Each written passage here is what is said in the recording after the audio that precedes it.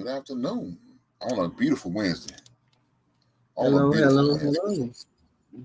The last time I had this lovely lady here, we got some compliments. I said, "Well, shit, let's see if she can go 2 for 2 this time without no windmilling.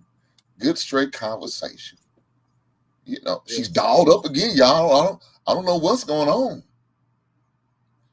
I was down there earlier before the kind of show. Her hair was up, but had some music playing, and all of a sudden she just let her hair down. I said, "Man, what?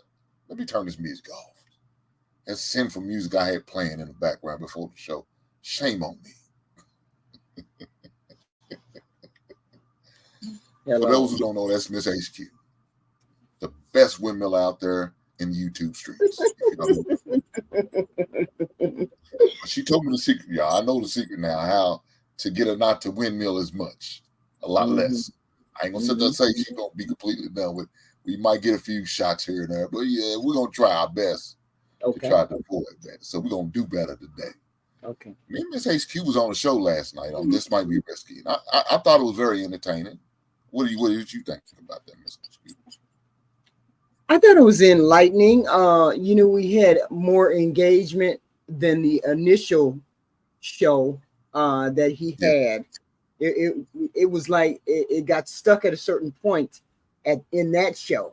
But this show was a little bit more productive, a little bit more entertaining. The younger people were willing to engage more. And I think we as older people listened more, right? Which is what they really wanted us to do. Listen instead of preach. That was it, right? So Quincy Facts, I think that's what she's doing. She ready for OG to hit that link. That's what that is. OG. When she sent out the bat signal. Every time she does this, she sent out the bat signal. No, I do not. No, I do not. I know I do not. OG is busy with Africa. He is busy with Africa. I know, that's right. We just giving her a hard time. Just giving you a hard time. And I definitely agree. The first time it got kind of bogged down to one area, one pretty much on one top of the whole time, and that was old cats taking shots at young cats taking shots at old cats, and it just stayed right there instead of having a productive conversation. I appreciate Hamp for trying to revisit and go back and flip it around and maybe bring a little different audience, more a different. I mean, I'm going to say better. I don't want to say if it's better or not, but a more mature audience as far as what was there before, and I think the audience handled it better here, even when some of the language shots was directed, I think, towards us OGs for real. I think more shots was directed at the OGs than the shots was directed at the young cats. I mean, what do you think, HK? Am I off? No. You think it's not even, or was it one side or the other? I don't know.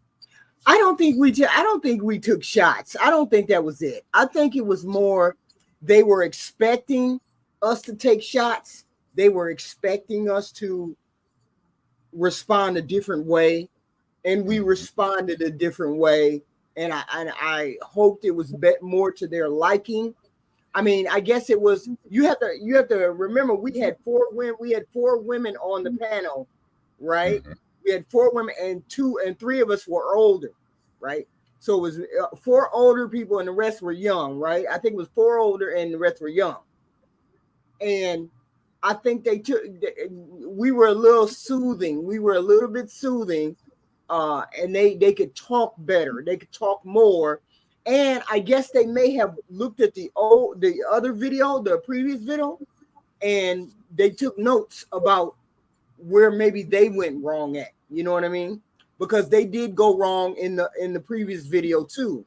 They took shots then too, and they auto corrected themselves. It was just an overall better engagement, a more mature engagement, I guess you could say, right? So we did good. I think we did good last night. It was some progress there.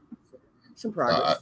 I definitely can agree, and we're definitely gonna make sure we hit the video. So I did make sure I give have his credit in the description because I know that's one of his requirements is to make sure we give him his credit. So I definitely want to do that. But we are definitely going to talk about it. Somebody said, "What's the topic?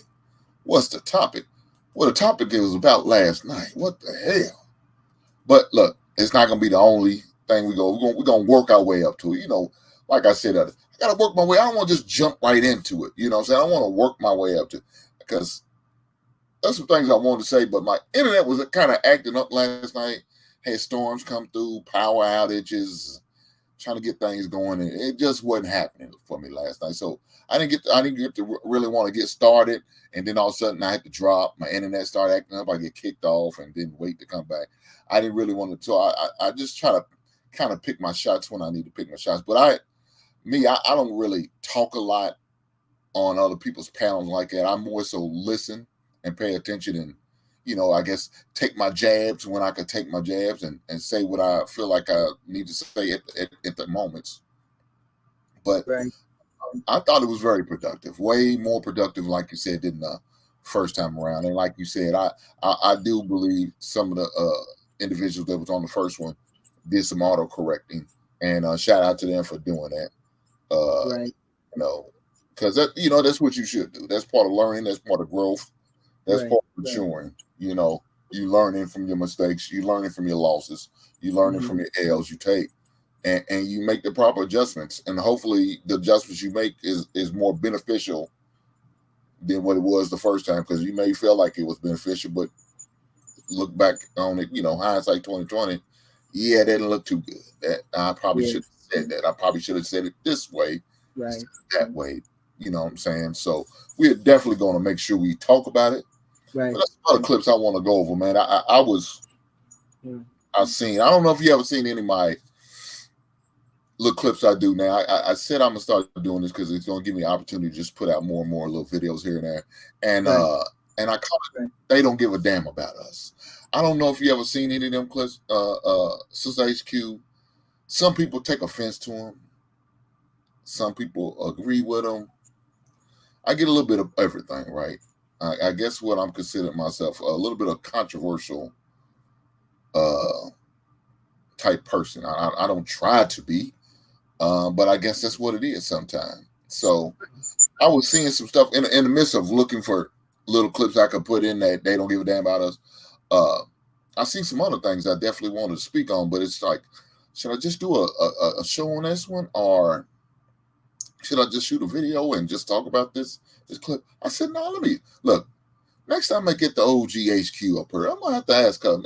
I appreciate her and value her opinion, even though it gets a little off the wall sometimes, and I gotta rub my head and scratch my chin like, where the hell did that come from? But it's all good.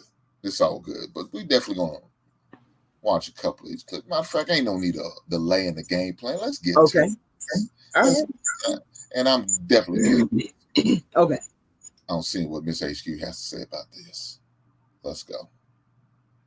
Would you be mad if you found out that your wife had like 100,000 saved up while y'all was struggling to pay the bill? She had a separate bank account this whole time, and you found out y'all struggling, y'all eating struggle food. So, you found out you get some statement in the mail by accident. It's her own separate account, and it's exactly 100,000. I'll be hyped as hell. You'd be hyped. Hell yeah, she's saving this whole time. I'm like, all right, now we can. Why would you not think that she's saving to leave your ass? Nigga, that is true. He just skipped everything. I'm hyped. No, I will really be hyped. What is she like? Wait, but she's not like, telling you yours, nigga? that because she has someone was smart. They saved up. Now, like, we can get out of this situation. We never said her intentions were bad. There's no weed. Yeah, but we didn't say her intentions were bad. Her intentions could have been good. Maybe she had a separate account to save up. Hold on, but the question didn't say her intentions were bad. Well, but he said that you didn't know about it. If it was good, you would have known about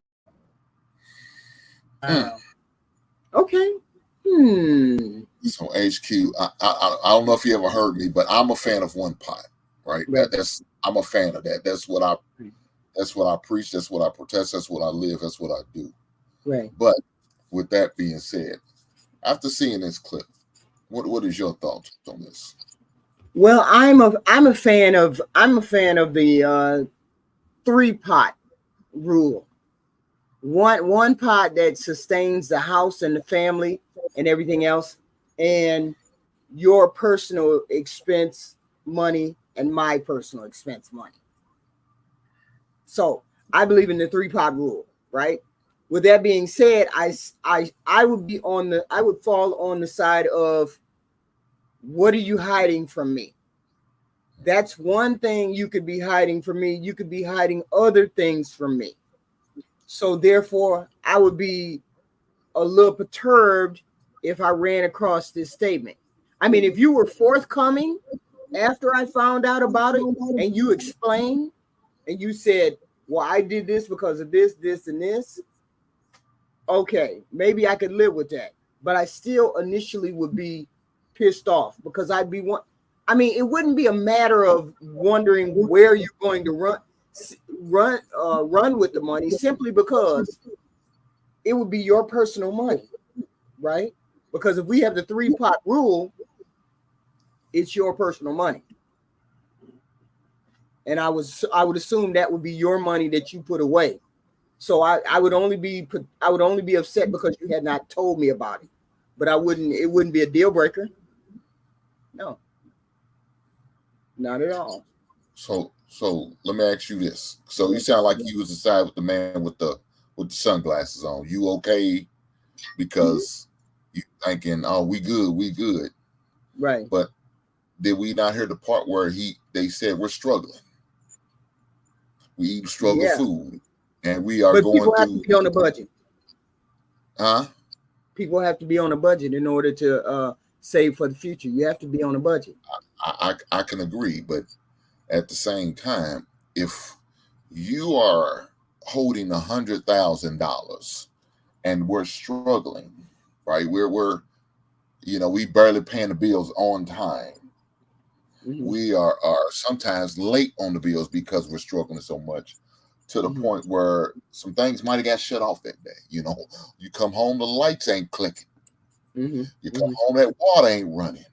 Mm-hmm. And your energy bill is past due to the point, like you said, of cutoff, or possibly cut off.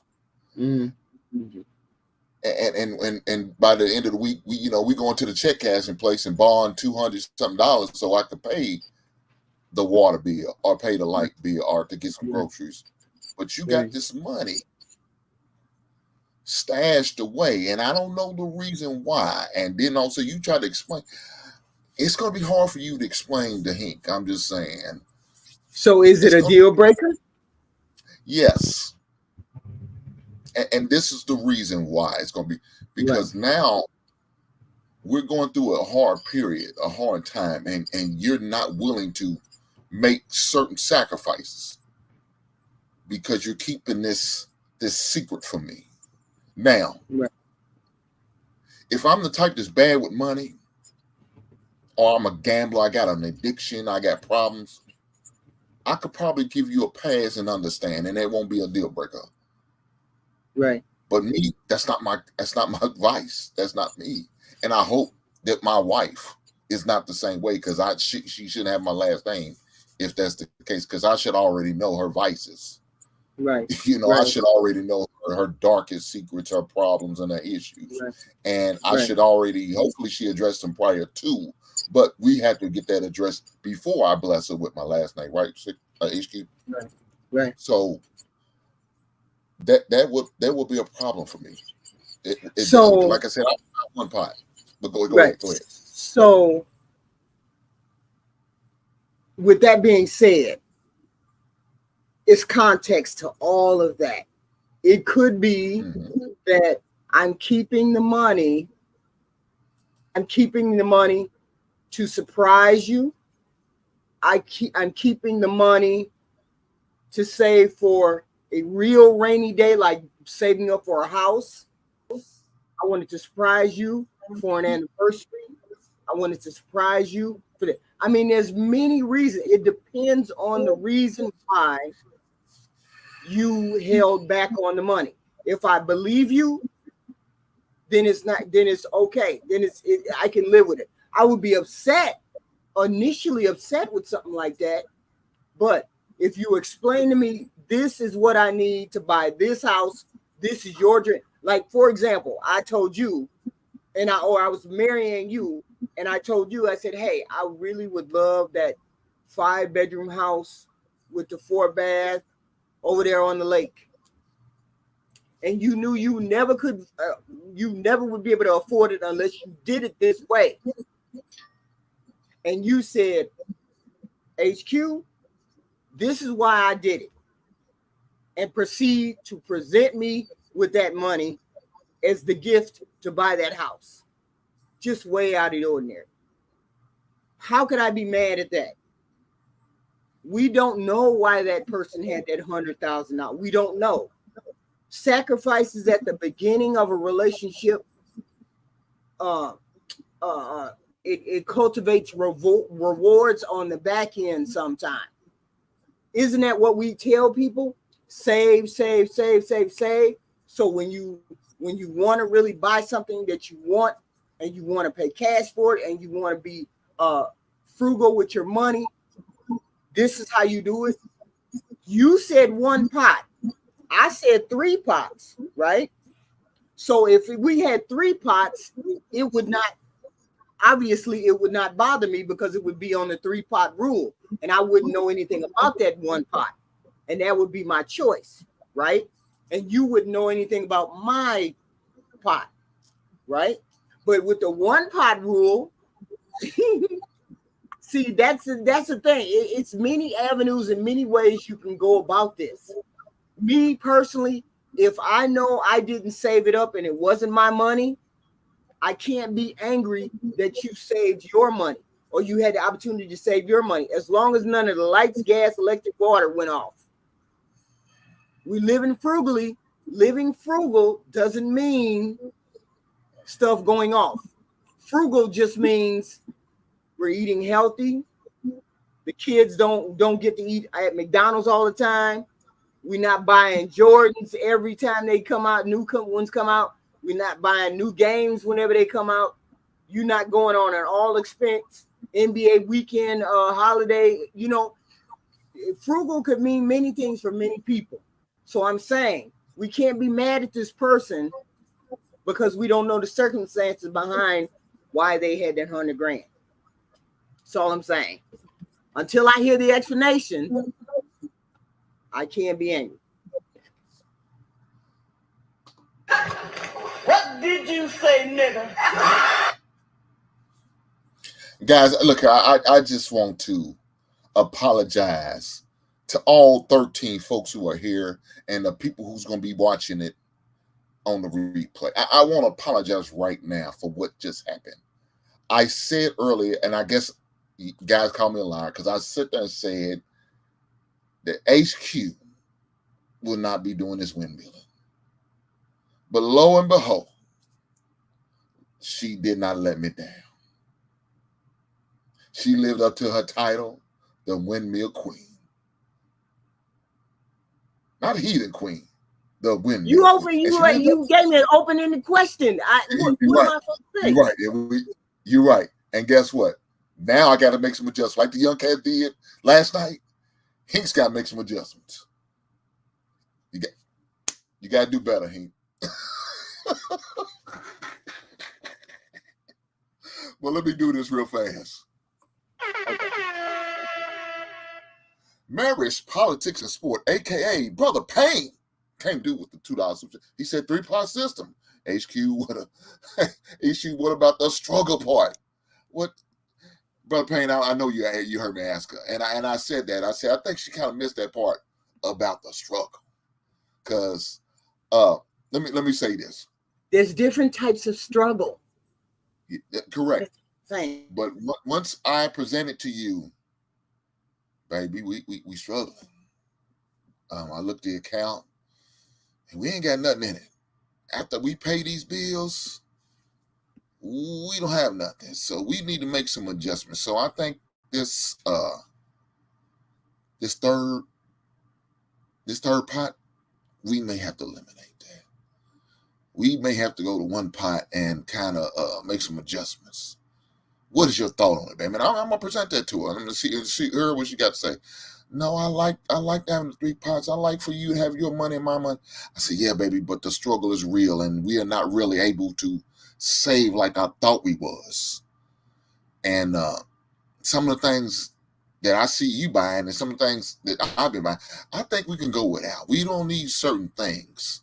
And I know we've been talking about going on a trip every year, but maybe we need to make that big trip every other year instead of every year. You know what I'm saying? So we can save some money. And I know we're getting tired of this apartment, and rents going up and all that. And I think it probably makes more sense if we start saving for this house, but it's kind of hard to do that because we were barely getting by. But I noticed something came in the mail, HQ, and I was concerned. I found a letter, a statement, you know what I'm saying?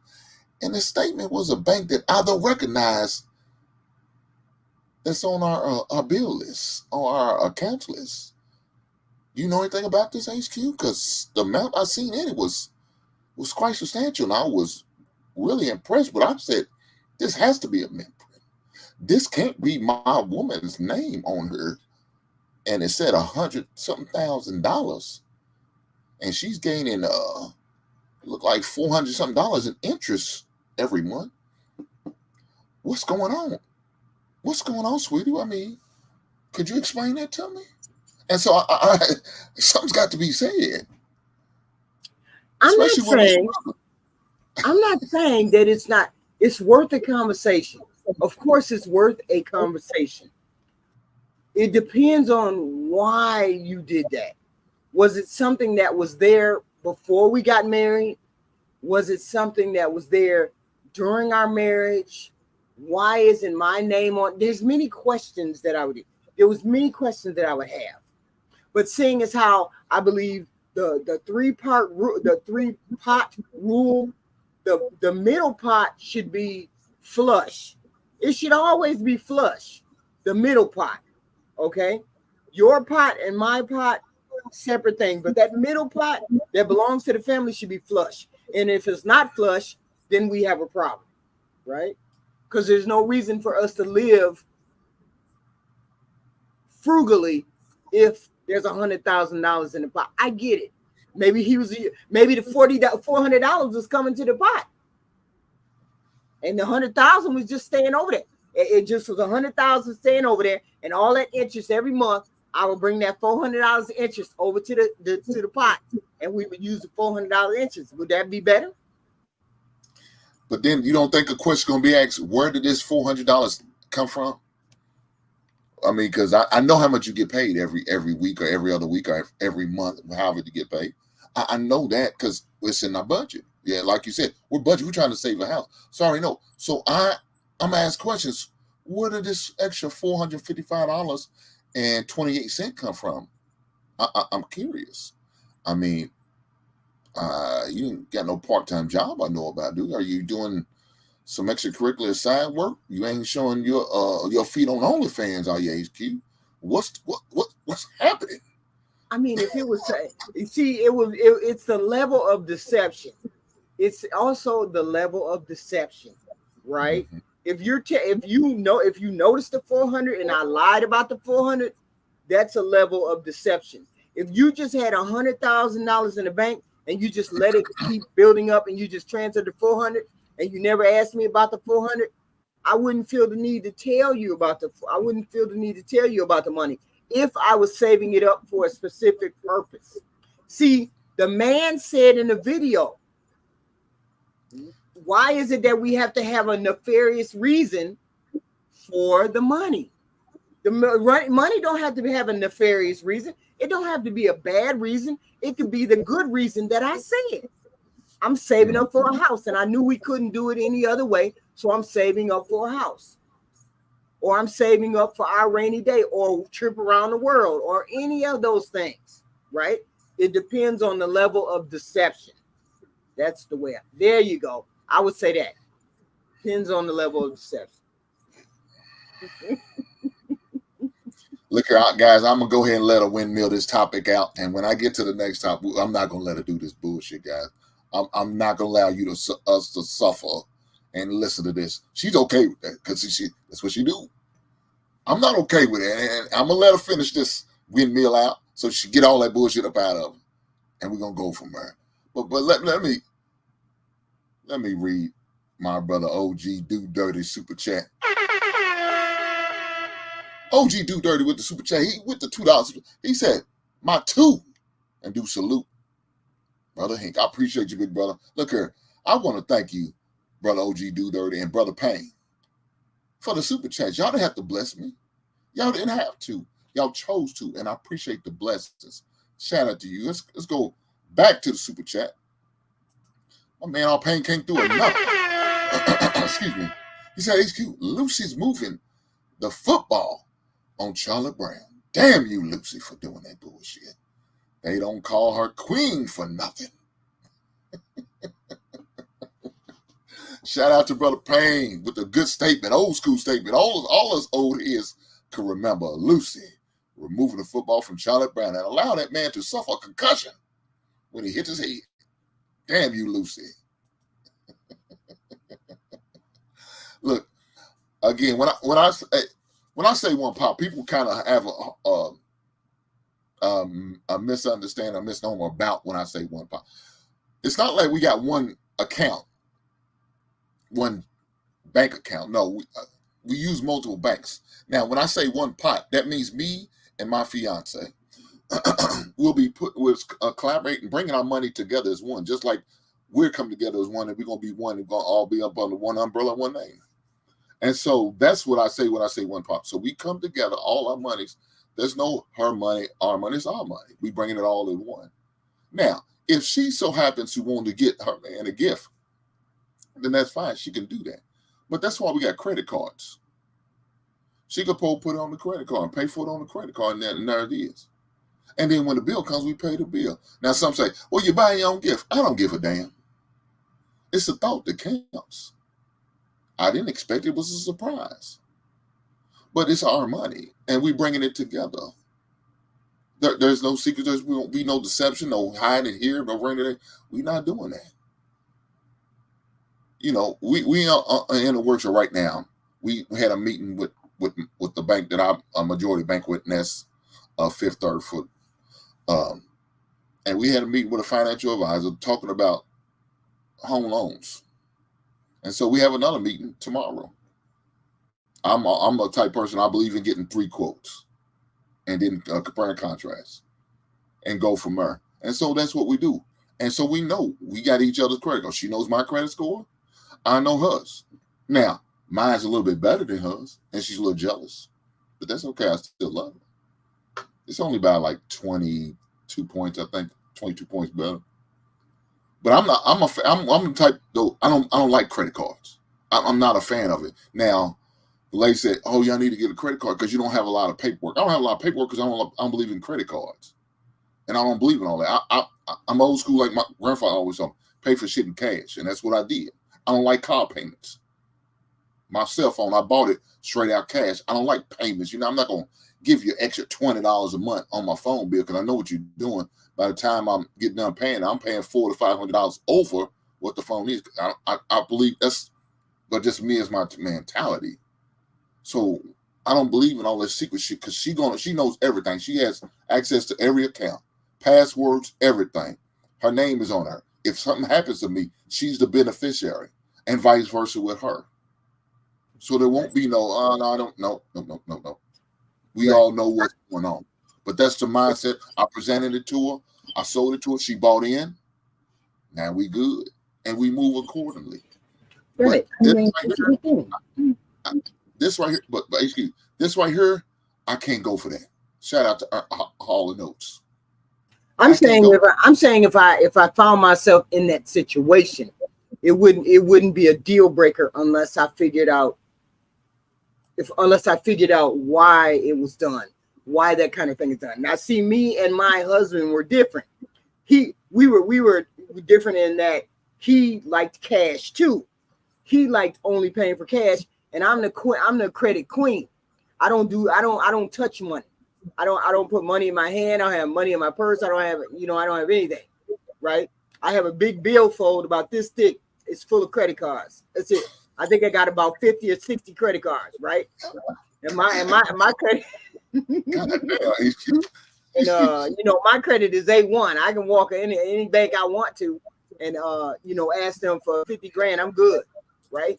So I don't have, so that would not, if you used to dealing with that, it's okay. See, my husband came from a poor family.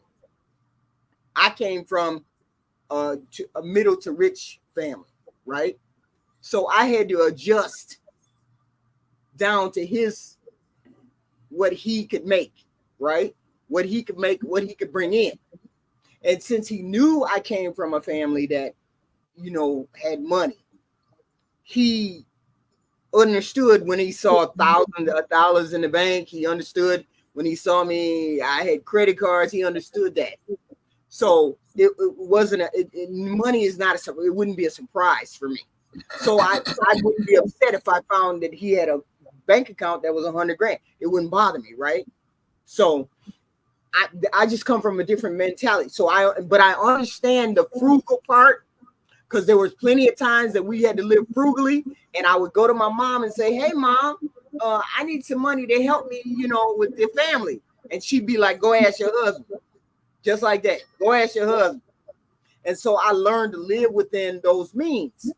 To me, when I was younger, it would be considered frugal, but it wasn't really frugal, right? So when you say frugal, it's different levels to it for me. Okay, so when they say I got 100,000 in the bank, okay, I'm gonna say, what's the explanation for it? And I'm not gonna denigrate you until you tell me what's going on with the money, right? It's the level of you said was that you said, I'm sorry, I kind of cut you off. What'd you say? I'm saying that it's the level of deceit that I would have to decipher first. Is it truly worth is it the hill I want to die on in this family, in this relationship, or is it a hill that I can get past? Right. Let me read the super chat. My man Mark. You must have pissed Marcus off, because Marcus coming for your neck right now. I don't know what's going on. My man Marcus said, question, Brother Hink. How come HQ was so-called good on your show, but she acts disingenuous on other shows? Did you find that strategy? Strange. You find that strange. Marcus, because I'm trolling. There's a difference between truth. I told Hink that's why it's the windmill factor.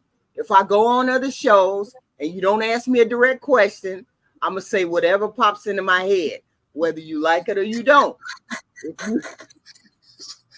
There's a whole lot going on.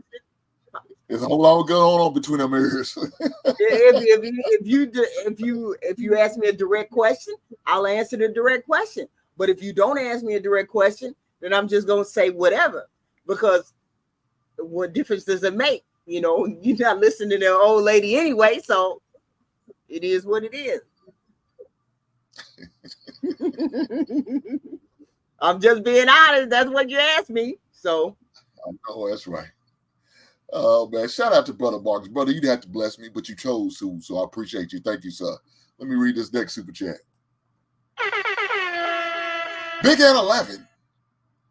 One of my great haters, but great dudes. Old head like us. He's an old head like us. You know what I'm saying? Big Ant 11 with the $10 super chat. Shout out to you, brother. Thank you for the blessings. He said, hold up. I just came in. But did Hink say he got 100K? No, I did not. I'm broke. Hink, big brother, after all we've been through, let's sit down and talk. No, that's right. He said, Big Ant 11 said, we need to have a conversation. Oh, man, that's funny. Brother, Big Ant, I appreciate the blessings, man. You come through, you support. I appreciate you. Thank you, sir, for the blessings. Shit, HQ showing us Here's my billfold. My billfold full of cards. HQ, if I was with you, I'll be having a person. Yeah, I think it is, right? Jesus Christ. HQ, if me and you was together, I'm coming through with scissors and a lighter. Cut them up and set them on fire. I told you, Hank, I don't touch cash. When I touch cash, it disappeared. It disappeared the wrong way.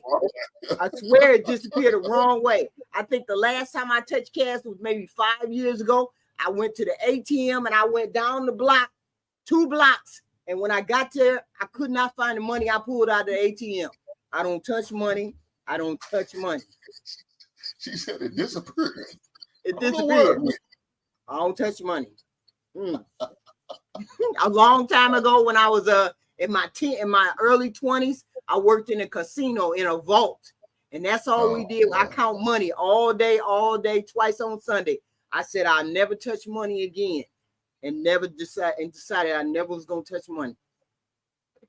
So you strictly plastic, huh? Okay. Strictly plastic. Credit. That's it. That's it. Try one usually put some well thought out questions and statements in my chat. And this is one of them. Cash is the best travel agreement. Cash is best travel agreements. It's king. Always keep liquid available. A cushion, easy access. I agree. Look here, I take the Dave Ramsey plan. Right. And in 2024, that plan still works for me. So, I told the story. I keep $1,000 worth of cash in one. You can get cash quick. I mean, I can get cash quick. I can just go to a credit card and transfer. I can go to a credit card and transfer $10,000 into my checking account. I'm good. I'm good. Hey, Steve said, I'm gonna transfer it. It's gonna get in here. Hey, somebody said cash is over. I don't know where you heard that. Who told you that? Cash ain't never gonna be over now. Hey, we love that paper. I don't fool with it. I have to keep myself. I have to make sure that I have my finances liquid like that, because my children. When my children, we have a deal. You can ask me for any amount of money you want to. And I know they're not on drugs or alcohol. You can ask me any amount of money you want to under $5,000, and I will instantly send it to you. No questions asked, because I'm your mother. And I know if you ask me, and they know if they ask me for money, they better need it, right?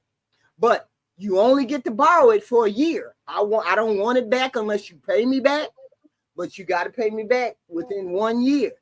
And if you don't pay me back within 1 year, you go a whole nother year without asking me for a dime, and I won't give you a dime. Okay. So my children know I always have enough to give them cash, but they got to pay me back. It is what it is. So I have cash. I just don't have in my hand, in my house, on me. That's all. Look at this. HQ, I can relate. Somebody left $80 today at the grocery store. Change pickup. Guess who has it now? Right. Right. She sound like she's trying to be a heathen. That's some heathen activity. You ain't gonna tell on. You ain't gonna tell the people. You ain't gonna give that money back. You're gonna just keep that people's money. It might be somebody's light bill money. I know that I'm careless. I know that money slips through my hands. I know that. I know I am careless with it. I will forget that it's in my purse. Somebody could take it, and I would not even remember that I had the money in my purse or put it in my car, and somebody could steal. I would never even remember that I had that cash anywhere. So I decided that I was never going to deal with cash anymore. Not touch it, not do anything with it. Plastic is easier. Just plastic is easier. That's all. And I pay the bill every month. That's all.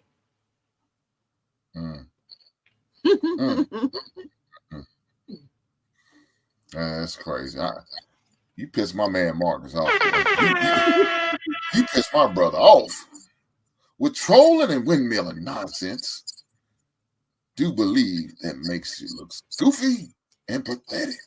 God. The good part about that, Marcus, is I don't care. I don't know anybody on here. Nobody knows me. No, I don't know anybody. I'm not trying to get to know anybody like that.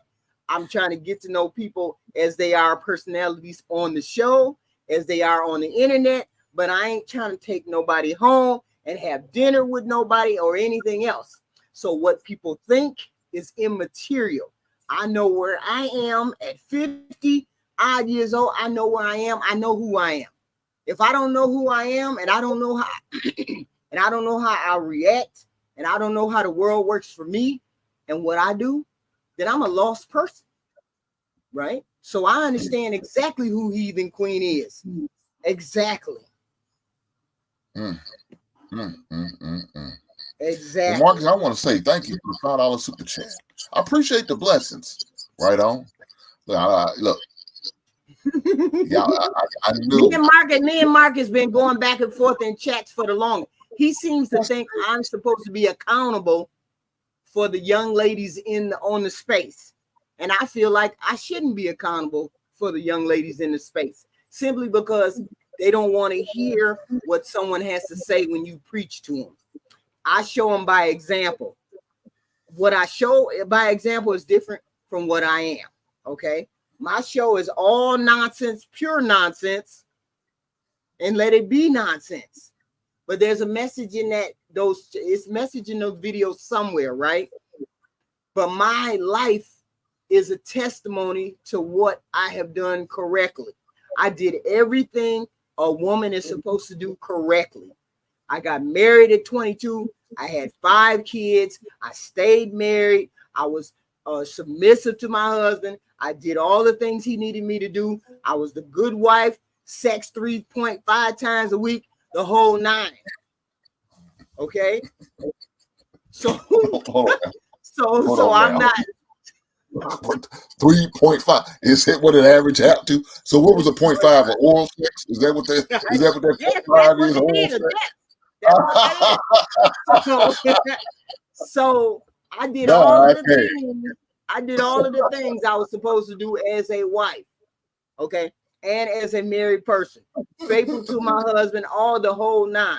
So when I get on here, I'm single. I'm a single individual, right? I'm a single individual. 30 years past married. My husband died 5 years ago, so I'm good. I do what I don't have anything to be ashamed of, anything to concern myself with. I'm good. That's it. Yep. Guys, this is y'all fault. Y'all made y'all complimented and gave me credit. Said, "Hey man, you and HQ was a good combo." And this is what we get now. We have to hear this. It's y'all fault. I'm just blaming on y'all. I gave the people what they want. And this is what you get. I told you I'm gonna be honest on your show. I'm gonna be blunt and honest on your show, right? Windmill on everything else, but I'm gonna be honest and blunt on this show. Yeah. Well, look, I got one more video before we go to the main one, and so I seen this, and I'm like, man, this dude being taken advantage of, man, and I don't think he realized. I don't think he cares. But we're gonna definitely go to it. Before I do that though, because my lady always get on me about not showing my Funko Pops or my action figures and my album of the week. So I started doing it in video form, and I kind of remember better that way. So let me play the clip real fast.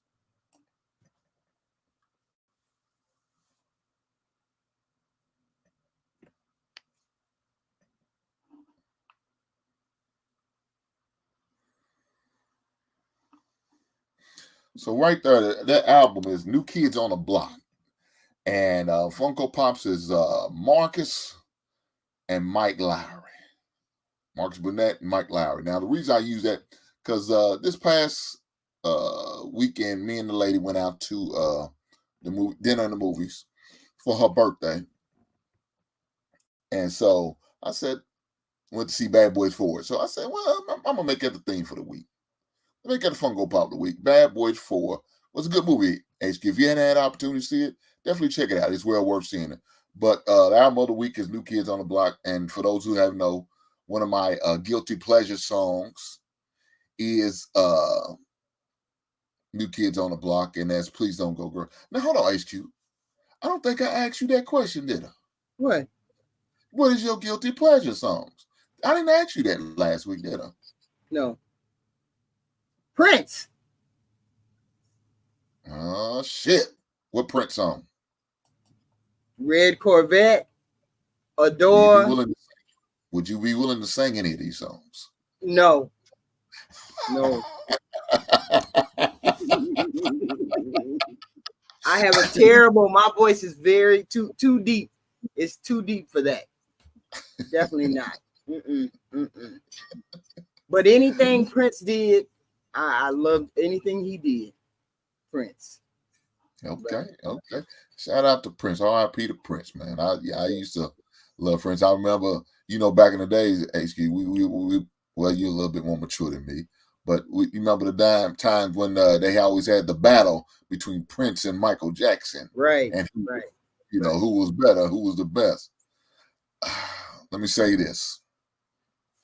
I'm more of a Michael Jackson guy than I am a Prince guy. Right. And I guess because I've been exposed to Michael Jackson way longer, because I was exposed to the Jackson 5. And so I got to grow up with Michael more so than Prince. I got Prince in probably, well, let me be honest. I really got hit the Prince probably about 86, 87. Right. Purple Rain, when I first heard that song, that's probably when I first got heard to Prince. Right. But like I said, I've been listening to Michael Jackson ever since I can remember. I love Michael Jackson. I love Michael Jackson too.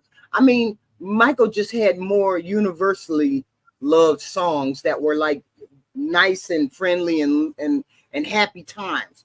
Prince was more of a romantic.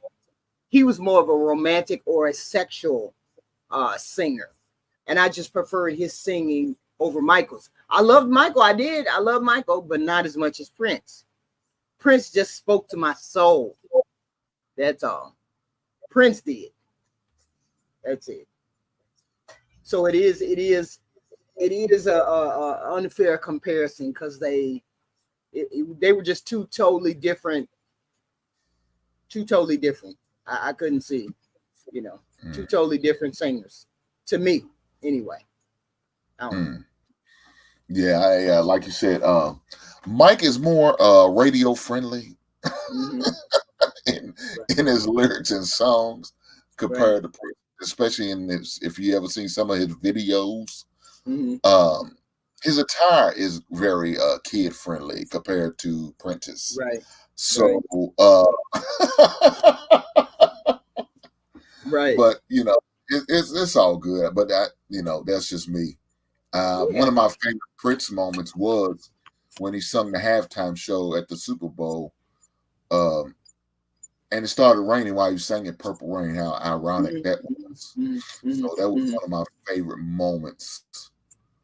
Ironically, I didn't like that song as much. I didn't like that Purple Rain as much as I liked his other song. That was one of the ones I never really got attached to, that Purple Rain. When Doves Cry, Red Corvette, Adore, plenty of songs to be attached to, but that was the biggest hit. That was probably one of his biggest hits, and I never really connected with that song. I don't know why. Just never really did. But he was a good singer. I loved me some Prince. For sure. But let me do this super chat. My man Marcus comes back again. So you don't do you won't don't on my bull Hink show. But do a lot of bullshit on other shows. Interesting. But I don't think I do bullshit on other shows. I don't think I do that much bullshit. I just answer the questions, and people don't like the answers. I mean, if you don't like the answer, I mean, how am I? What do you want me to say? I mean, okay, let's put it this way. When I get on other shows, it's 60% truth and 40% bullshit, right? Because sometimes you just got to please the audience, and sometimes you got to please the panel, right? But if you ask me directly, every person that's asked me a direct question, I've answered that direct question up front and honest, right? I'll do that. But if you want me to windmill, I know how to do that too. It's what it is. I don't mean no harm. I'm just an old lady. Don't play with me. Don't listen to me. I'm just an old lady. My man D the Degenerate says, "Think Off the Wall or Thriller?" Damn. Now, that's a good. Yeah. That's a great question. So let me say this. Off the Wall for me. And you know what? Now, people Thriller. Come on, man.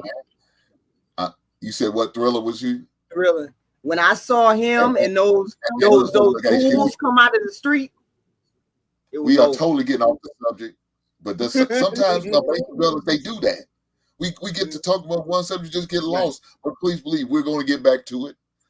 Okay. But what about the Thriller album? Thriller.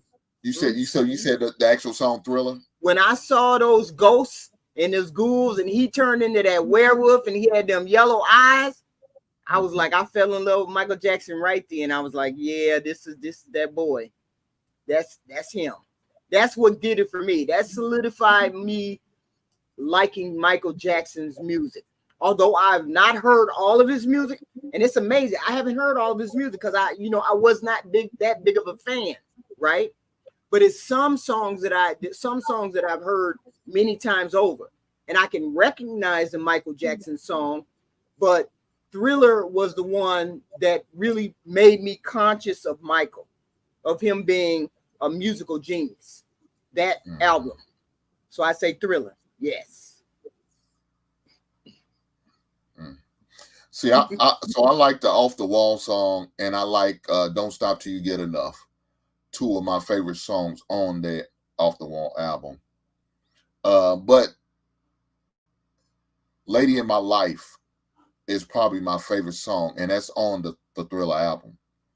So to me, like, I think my man DeGenesis says very close, and I agree, it is close. But that Off the Wall, man, I just like that. I like that.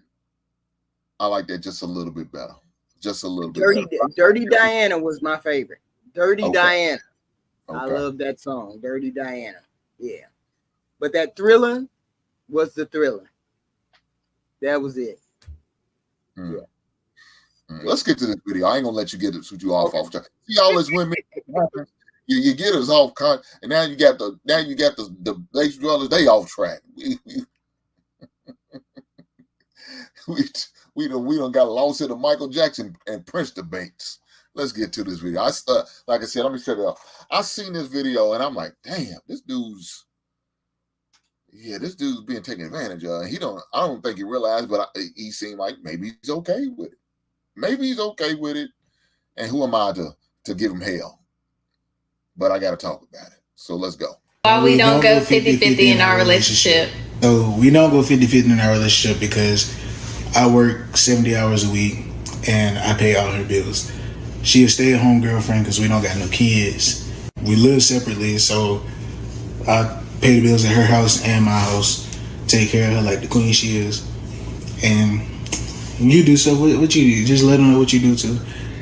Pack my lunch and stuff like that. Yeah, sometimes I'll pack him like a little Lunchable to go in his lunchbox, or... You make the best Lunchables. I know. You like the pizza ones or you like the sandwich ones? I like the ones with the crackers in it and the cheese. And the little sandwich. Yeah, little cracker sandwich. The Capri Sun. Mm-hmm. Yeah. He usually gotta buy him on sale something else because he act like, I don't know, sometimes he acts like he's still hungry after that, which I don't know why you still hungry after I just packed you a lunch. But my check go direct deposit to her account every week. I don't want her to feel like she ever got to go out and work for anything, so I got my stuff going direct deposit straight to her, and then I have to ask her, can I use my money when I need gas and stuff like that? Because I've been using that money to go towards, my nails. If y'all men out there want a pretty woman, y'all gotta do stuff like this. Is this how you get them? I'm actually about to have to go to work in 30 minutes. I gotta go get dressed. I'm not even dressed. I just wanted to do this video because y'all be chiming in on our relationship all the time. But if y'all want us to do a part 2, let y'all know other reasons why we don't go 50-50 in our relationship, let me know. piggybacking off what he said, if you want a good woman in your life, why would you not want to pay for everything she has, pay her bills, get her toes, nails, stuff done? I just feel like a real man would do that for his woman, especially if he loved her. You love me, right? I love you. Kiss me, man. Kiss me first. No, kiss me on the lips. Not right now. No, kiss me on the lips. Stop. Stop. Stop. After you get off work.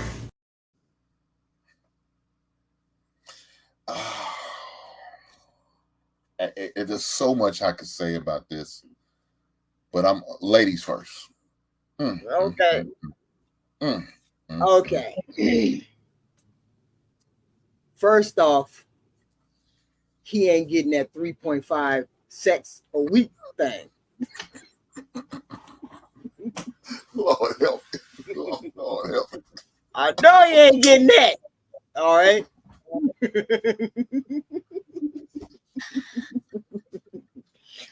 So that being said,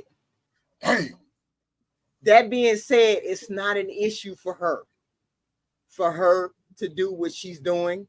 Look, we understand it's a skit, but let's be clear. There are men out there that are doing that. Let's be very clear, because me and my old ass, right? I ran into somebody that would be willing to do the same thing for me at my age. But I'm a decent human being, and I would never allow somebody to pay my bills when I'm fully physically capable of getting money, right? So let's not be mistaken. There are men out here that will do that, right? So she knows that she don't have to give up the draws no more than maybe once a week. See, that's all she got to do is touch him once or twice, and he giving up all his coin. Cause she got his money going into her account. What kind of silliness is that?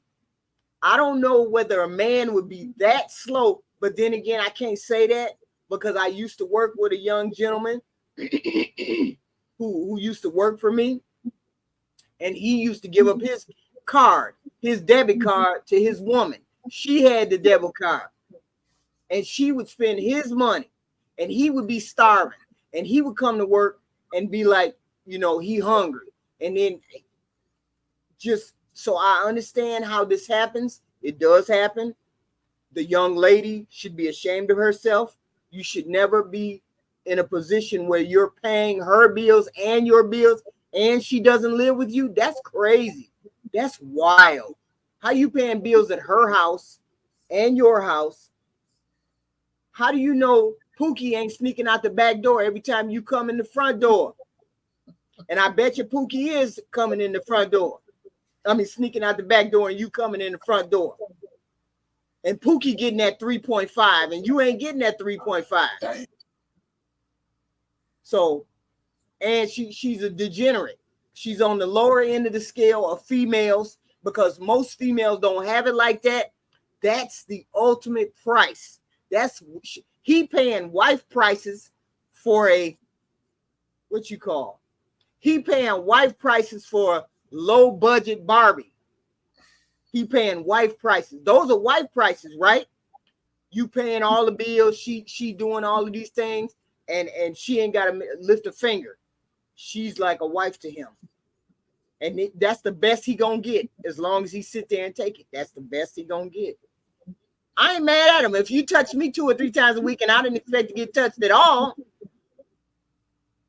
I'd take it too, I guess.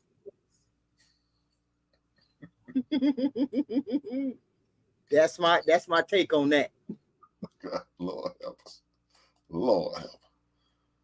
Well, let me get my it's not gonna be as I don't know, straightforward and graphic like HQ, but it might come close. Let me say this. somebody says a skit, and like you said, it might be, but AC, we come from an era where we knew guys who did that. Our family members who do that, still do that to this day. Now, this part, she lives in a totally different house than our residence than him. That don't make sense to me. Ain't no way I would do something like that. Yeah, if you're not my wife, I'm not going to pay your bills like that. We're not doing this. We're not doing this. You deposit all your money, and I don't know if you seen this the little thing on top of that. He's working 70 hours a week. So that means he's doing this 40 plus overtime, 30 hours of overtime in order to maintain these two households and her lifestyle. They don't have kids together, so she's staying home just doing whatever she wants to do, like you said. So there's somebody coming out there knocking her down. Now, whether it's Pookie or not, I don't know. But somebody is being her down. That's maybe why she don't want him to kiss him. Because she's saving all them kisses for the next man who coming in the side door, beating it up. While you just trying to get patted on your butt. Like you said, she just rubbed him on the back. He's ready to explode. While the next man getting all the benefits that you should be getting, but you're not. But you willfully giving your checkup, donating all your money, doing everything. And guess what she's not doing? She's not cooking for you, brother. She's fixing you a Lunchable to the point you got to go get a number 2 at McDonald's just to offset that Lunchable meal that she gave you. And probably wasn't even in the real lunchbox. She probably gave you a Kroger bag.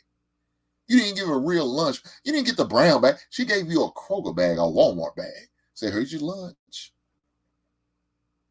Talking about you like the one with the cheese and crackers. Ain't that the pits? What the hell are we doing here? So, no, that situation's all bad. Everything about that situation is bad. And guys, if that's what you're doing, shame on you. Your father let you down. Your grandfather let you down. Your uncle, your cousins, your big cousins. Some man in your life let you down. If you had a coach, he let you down.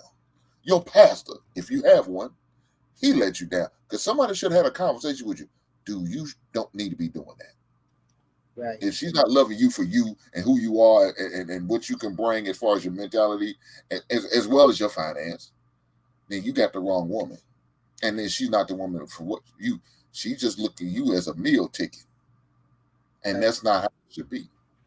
Right. And you know what? My mother told me when I was younger. She said, "Never accept any gift from a man unless it's your fiance or your husband." Because there's strings attached. There's things that come along with that. So I made it a rule all my life never to accept gifts unless I had a relationship with this man. Not dating him, not seeing him, not meeting him for the first time.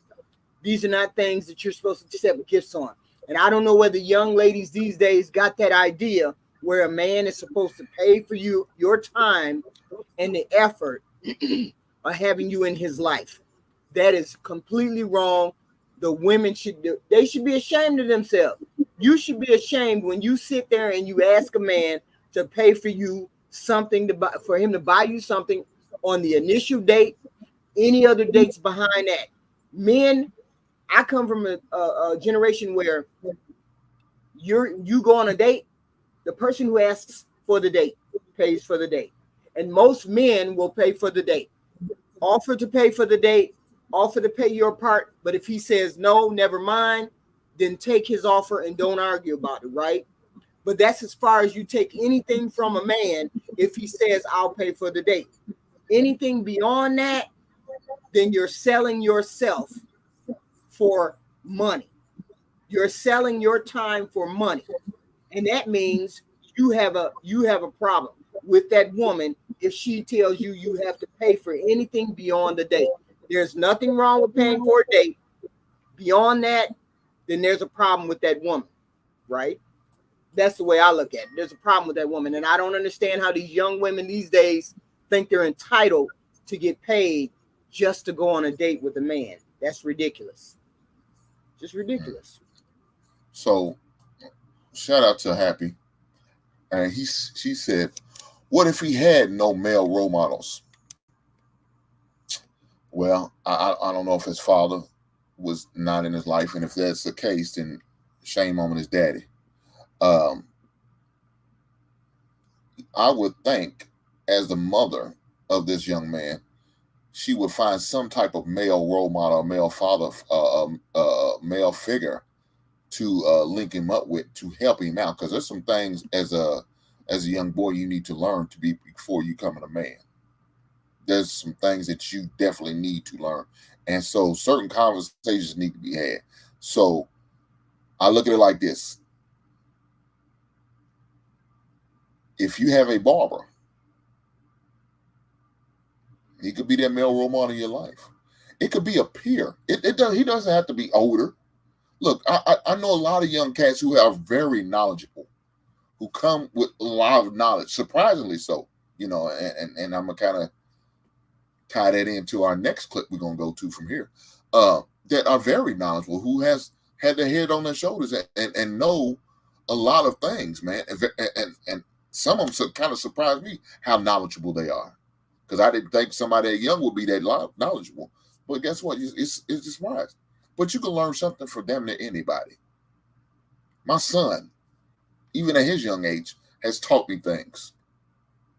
He has forced me to have a different level of patience.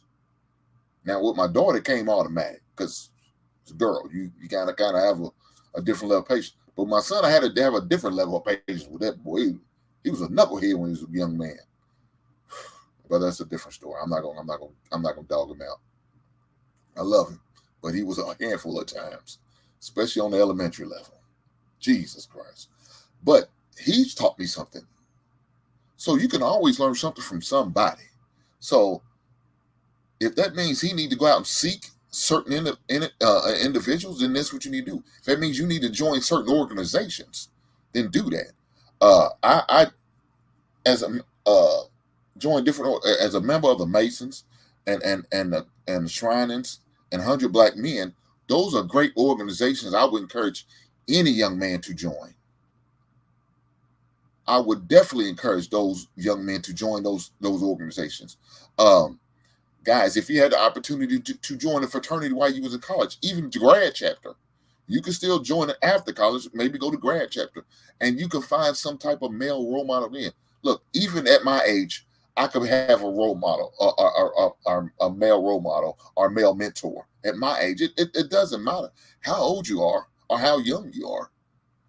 You can always be mentored. You can always learn something. You can always be educated, taught. I'm always looking for knowledge. I'm always looking for that. I always look to listen and learn. So yeah, I tell every young man to seek that as much as possible, as soon as possible.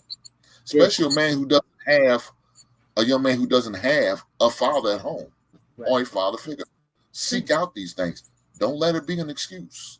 Right. I mean, I would say to the young ladies, I would say to young women, seek out female organizations that will teach you about life skills, teach you about what you could teach your daughter and things like fortunately, I had a mother who was very hands-on, and she taught us girls, and my dad took my brothers under his wing, and he taught them, and she taught us. You did this. This is what you did. You taught your daughters to read. You taught your daughters to do this. You taught your daughters to hygiene was important. This was important. I had a mother who was hands-on. So I did the same thing with my daughters. But my husband didn't know one thing. If he and I would have broke up, he was taking all them kids. He just didn't understand. I had 5 kids. He was going to take them all, because he was going to take the boys, and I didn't want to separate my girls from my boys. So he was going to take all them kids. He was going to be a single father with 5 kids if me and him ever broke up. Okay. I never wanted that to happen. But I told him a long time ago when we first got married, we had all 5 of those kids. I was like, if we ever break up, you better make sure you got a house big enough for all 5 of them, because they going with you. Because I want the boys to be taught by you. boys need to be raised by their dad. Period. Point blank. A female who got boys, if that man can be involved in those children's life or he can raise them kids, it's better for them boys to be over there with their daddy. And since you don't want the girls to be separated from their brothers and you want a family, they would all be going over there. Well, that's the way I think. I don't know about nobody else. That's the way I think. Right?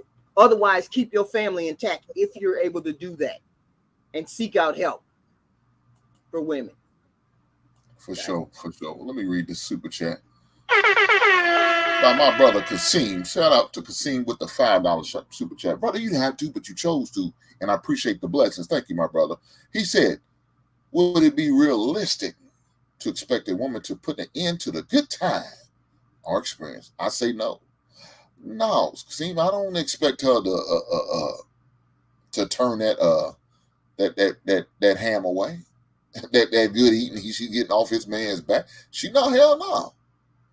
She gonna ride that. She gonna ride that till the wheels fall off. Now, unless she gets right with the Lord, become that salt of the earth Christian that Mother Mary. You know what I'm saying? She been baptized in the name of the blood and the Holy Spirit. No, I don't expect her to do anything right. So I expect her to keep on riding until she can't ride no more, or until the side piece ready to be the full time piece and say, "Hey, you need to cut that loser." Yeah, he done. It's just me. But we also have to recognize that boy has a responsibility. He also has a responsibility for himself to be the best that he can be. You see, he's overweight. He's begging for her attention. He's asking for affection. He needs to ask himself, why am I asking this person to validate me? Why am I asking this person to make me feel good, right? So he also has to take responsibility for what he is in this relationship. He has to recognize what he is doing. I'm sure that he recognizes it, but he also understands she put things in place for him, and he decided he was going to meet that. He was going to meet that challenge. We cannot just say it's the woman's issue for taking advantage of him. We have to understand she said, you have to pay my bills. And he decided, I'm going to pay her bills. So that's his responsibility. It ain't all on her. She told him what her standards were, and he wanted to meet them. So it's not all on her. He has some fault in that too. So, but HQ, if her standards is to the point where she's taking advantage of him, yeah, that's some wrong right there. You're taking advantage of it. It's one thing to have standards, and I'm all for having standards. I got standards, you got standards, everybody has standards. But if it's to the point where you're taking advantage of an individual, that's too far. Now, let me say this. He has a lack of confidence in himself. That's one thing. If he's seeking validation from this woman, as a man doesn't go seeking from validation from a woman. A man doesn't seek validation from himself. From other men. That's one thing as a man you should not do. As a man, you are being taught, and you need to walk and act like the man that you are. You stand up. You don't take knees. You stand up to pee. You don't sit down. So as a man, I don't need HQ to validate. I don't need my woman who's upstairs watching the show, being the best media moderator she can be. I don't need her validation. I don't need to tell me I'm great. I know I am. I was born like this. I was blessed. This was spoken to me by my father, my grandfather, and my uncle. Right.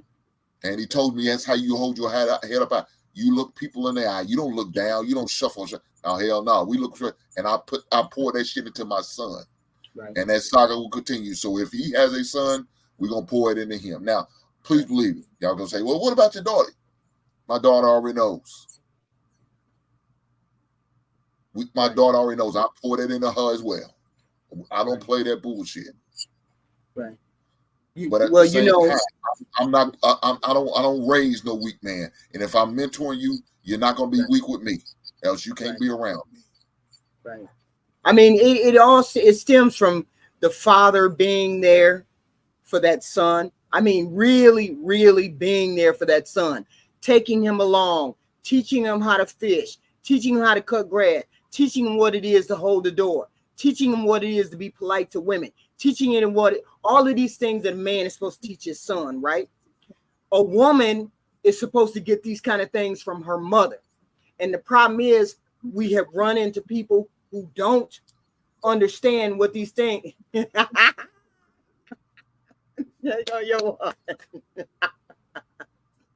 Women not teaching their daughters. For the record, I'm not arrogant. I'm confident. There's a difference. But women not teaching their daughters to accept a gift is wrong. To accept a gift. This person is if this person has no relation to you, you should not take advantage. That's just like you buying me a watch and then I go out and buy you a Jaguar. There's no comparison to that. Where is the reciprocation that this young lady is doing to this man? She's not doing any kind of reciprocation. Okay, she's taking advantage. But as I was stating, he understands or he doesn't believe it's being taken advantage of. That has to be it. It has to be that he doesn't believe he's being taken advantage of. He sees himself as getting benefits from being in her presence. He's seeing himself get benefits of being touched. He ain't getting that 3.5. I refuse to believe he's getting that 3.5. He ain't getting that 3.5, but he's getting something. So my whole point is your perception of what you're getting out of a relationship is key. If you believe that what you're giving me is equal to what I'm giving to you, you're going to stay there. It's when you feel that inadequateness or you feel that imbalance is when you're going to move. And he doesn't feel that imbalance, so he's not going to change. And that's the way I look at it. Well, let me say this. Guys, if you are dealing with this situation, you need to have a look in the mirror and ask yourself the question, is this how you want to live the rest of your life? Is this how you want to move and operate? Is this how you see yourself? And if it's not, then make the proper changes, make the proper adjustments. Do something about it. But if that's what you want to do, hey man, good luck with that. You're going to be forever miserable and unhappy. And you definitely ain't going to get that 3.5. Right on? Right. But you gotta feel the pinch. If he doesn't feel the pinch, he's not going to change. It is what it is. I mean, we know that there's people who have low self-esteem on this planet, and they're going to act according to that low self-esteem. So it is what he's just one of those people that is going to be taken advantage of because he feels like what he's getting is just as much as what he's putting out there. And it may be unequal to us, but it's equal to him. See, he sees it as equal. We see it as being used. He sees it as being equal. And HQ, to me, his father let him down. Right. Shame on his goddamn daddy. Look here, it's going to take us right into the next. Barry said, Happy says, younger people irk my nerves. Right. I feel your pain. And we're going to talk about it. But let's get there. Let's go. Let's go, HQ. Okay.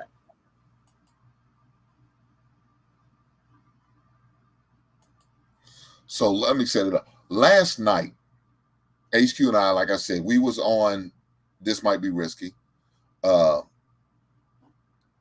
think it'd be good if I take that down. Last night we was on This Might Be Risky. Had us up, and it was pretty much like I think he called it like a 1.5 from the first time where he had some of the young guys and the old guys up there having a conversation about, trying to bridge the gap between us two and how certain things are mischaracterized or misunderstood, and the communications breaks down sometimes between the elders and the younger cats.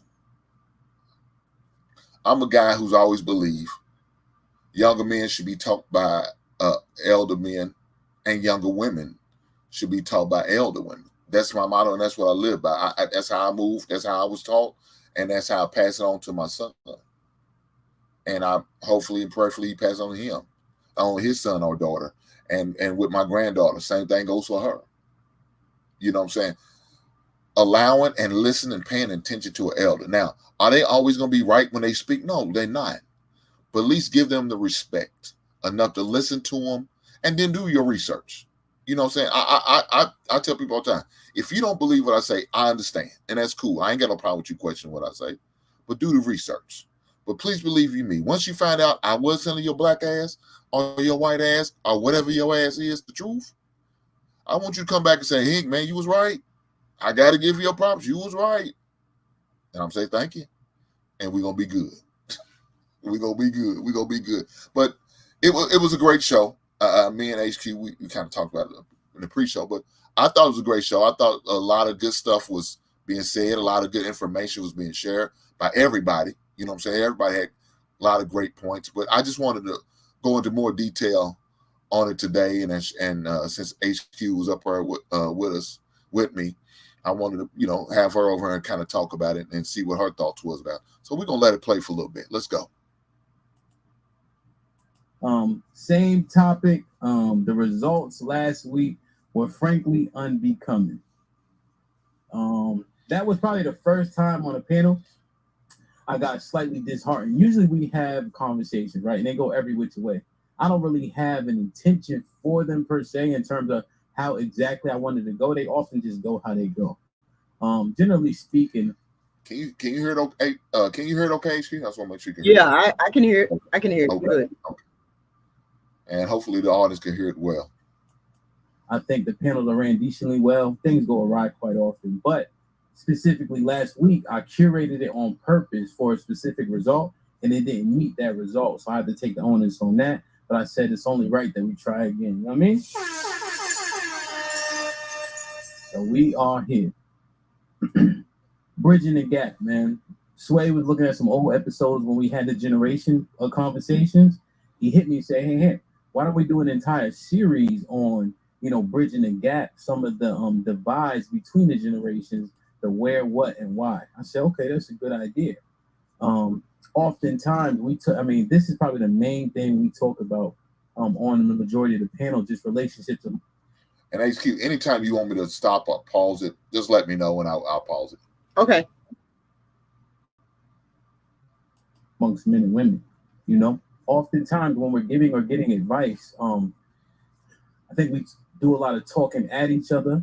When older people try to teach the younger, it doesn't really resonate from what I gather. So I think we just need to understand and create a baseline and find some similarities. I think oftentimes if you find a similarity, people tend to, you can agree a little bit more. You have things in common. So the first thing I was thinking about, I say my rejection rate was about 70%. So I got rejected about 70% of the time chasing women. But my close rate was 30%. I would argue that's not bad. You hit 300, that's 3 out of 10 pitches, right? But nevertheless, the majority is rejection. I'm bugging Sean, I'm right, I'm on par so far. Hey man, look, all you need is one at the end of the night, bro. That's all that matters. Yeah. Shit like that. Yep. You get rejected 20 times, you get 2 numbers, you go home on cloud 9. But it's like when we are talking to the younger generation, we act like, everybody on YouTube wear their underwear on the outside of their pants. You know what I'm saying? Like they don't understand, like we caught them bullets too. It's just that we reacted to it in a different way. So my first question is simple. Was it easy to approach women? Because I did it, but I never thought it was easy. It's actually difficult, but you just kind of walk through it. I think that's what bravery is, generally speaking, right? Being afraid but doing it anyway. And I don't know if it was afraid like that, but you gotta catch my drift. Sean, what's your thought? So no, it's never been easy to approach women. I think for me personally, I hated the approach. I like to be more strategic. So say for instance, there were times when if I was around a woman and we were vibing, we were talking, everything felt good. Lots of times if I knew I was going to see them again, I wouldn't give them my number or ask for theirs. But by the next time we saw each other, it just felt much more natural. The other thing too is I realized at a young age, never approach girls when they're in a group. If it's you one deep and I see these 4 women, I'm not coming up to you because now you got to get the approval of all of them. So now I'm just gonna wait and be patient. So I guess I've always had the benefit of patience and discernment. And so yeah, I like to kind of have a slow burn. But it depends. Now if we had a frat party or something like that, and I catch you, you know what I'm saying? If you wreck the eyeballing, I was on your ass, you know what I'm talking about? But other than that, I took my time with it, but it was always hard. False. She was choosing, right? Man. I think that's the next question for sure. It aligns, right? Choosing signals, identifying, were they any different yesterday than today? Hank, was it ever easy approaching women?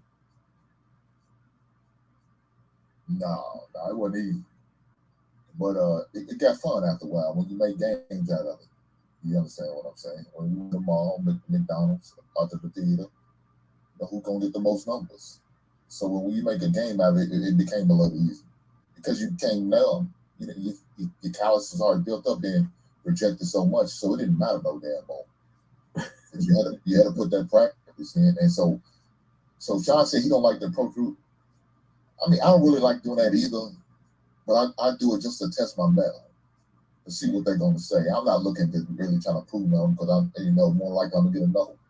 But just to see what happens, just to test my game. Yeah. So you go to the group of 4? Yeah. Why not? See what happens. See what I'm gonna roll the dice and see what goes down. And let me tell you this: I'm going for the ugliest one at the table. That's what I'm gonna do, just to make the Hear me out, big brother. Hear me out. I'm gonna go for the ugliest one at the table, get on that goddamn dance floor, and I'm a freaker like I'm a black Chippendale dancer. And then the rest of the friends gonna be looking jealous because they couldn't get that dick. You understand what I'm saying? So when I come back to the table, now they're lining up ready to get after because they want me to do the same goddamn way. Wow. So, Lady Di, you want to say something? It's a strategy. Lady Di, you unmuted. You wanted to say something? I expect that from Hank, so that's cool. Let me see. It's funny, but that's honesty. I like that. So it's like you're telling your story, but then it's like kind of like a hint, like this is what you did, and this is how you was able to get, I guess, the attractive women, right? Hank, is that what you were saying? Whenever I went to a group of them at the table, I would hit the ugliest one up. I consider them the least most attractive, and just to try to, to get their attention. You know what I'm saying? Just to try to make them think about some things. Wonder, would he do that to me if he pulled me on that dance floor? Did it work though? Oh yeah, it worked though. And he's, you know what? When he said that, I was laughing because it's competition for women. So when they see, to his point, the least attractive, whatever that is, to the person's eye, the women who think they could get any man, right? They're gonna be like, well, dang, I look better than her, even though they friends. They think this in their head. I look better than her, so how was she able to pull him? So I could see how that worked. That's crazy though, but I can see how it works. That is a risky approach in my estimation. So let me pause there. HQ, let me ask you a question. Yeah. Do you think I was way far off when I shared that information? No, you weren't right. I could see that strategy. I could see that. I know men have that strategy. I know they do. Because you laid it out perfectly why you would do it, why the women would come along on it, and you assess the situation, and that strategy was very clear. Miss Lady D solidified your strategy by saying that elicited, that brought up the competition within the women, And so therefore the women are sitting there at the table saying, well, dang, she uglier than me. I know I can get him now. I know I can get that man now. So therefore they're all going to be vying for your attention now that you have put this strategy in place, even though you may not even have any intention, but you're going to have these women chasing you all night. They're going to remember you all night. So I thought it was a good strategy. I thought it was a good answer to the question. It beat out all the rest of them. That's for sure. For sure. So I was like, hey, go ahead on. Go ahead on. When I share that, I was talking about not in the like I'm going to a restaurant and I see him at a place where, you know, it's nothing really. It was like in a club setting, you know what I'm saying? In a club setting where they got music playing and, you know, they got a dance floor. And that's what I would do. I would, you know, with me, I would come into a spot, I will walk the spot. And that's me like a lion on a prowl. I will walk the perimeter, see what's going on, see who's where, who's looking who. I'm not gonna go as soon as I get in, go straight to the no.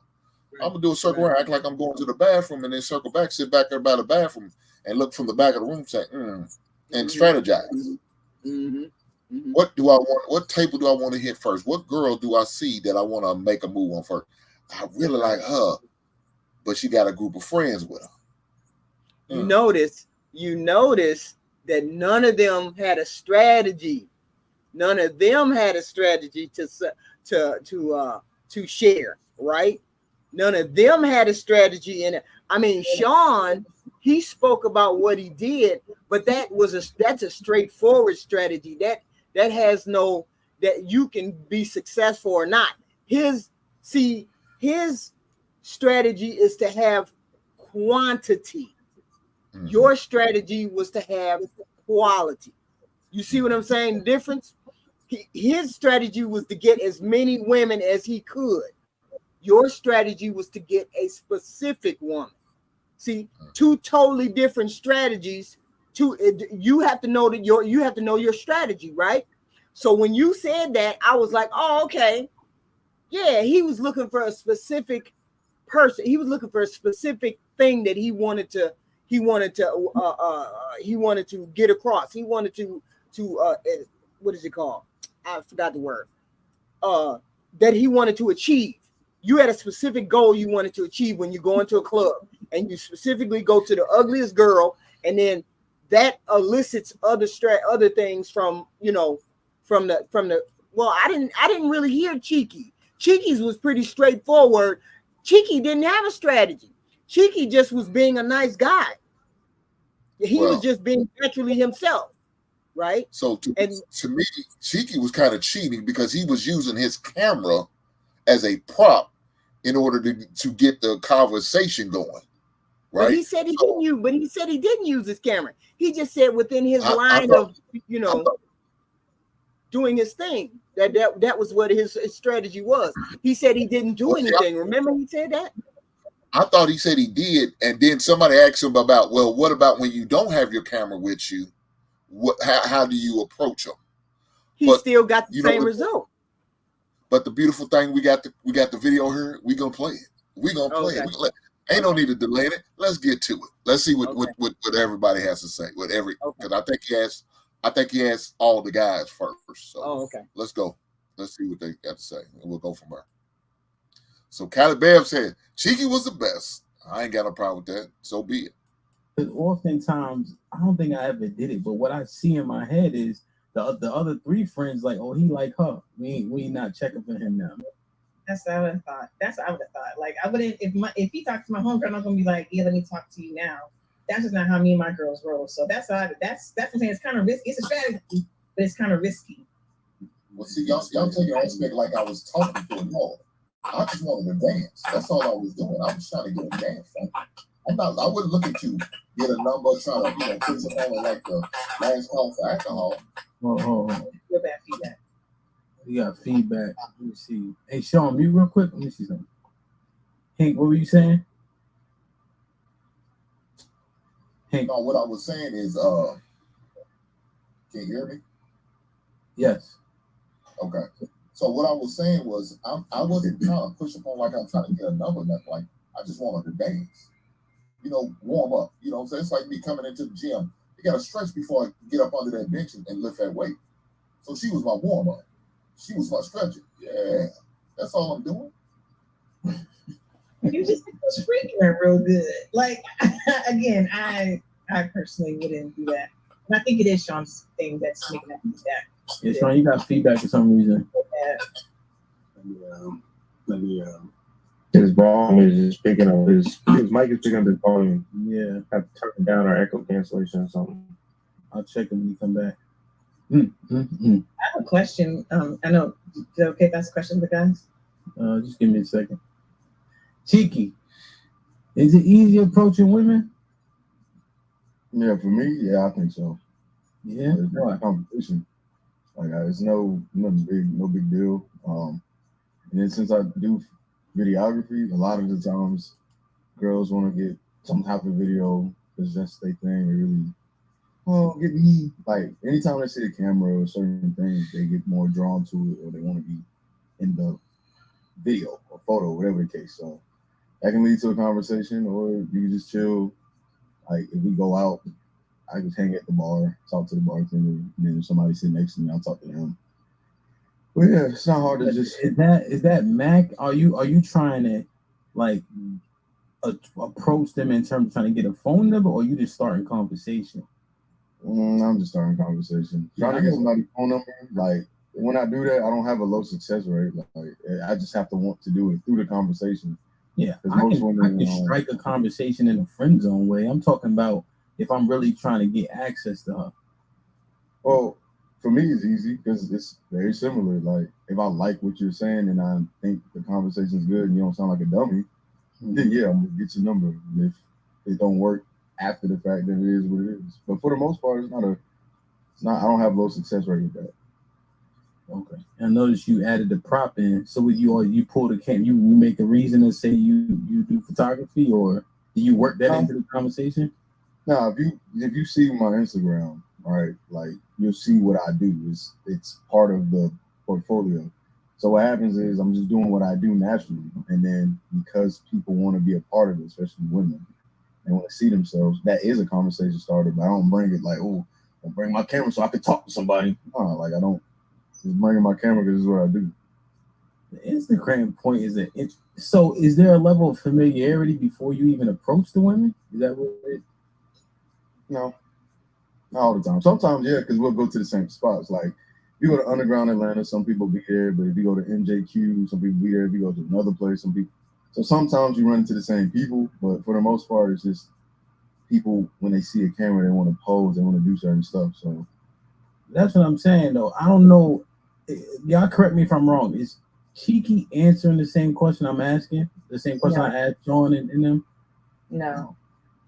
Like if you were not the videographer and you were just at Costco or wherever you shop, I'm just naming stuff small.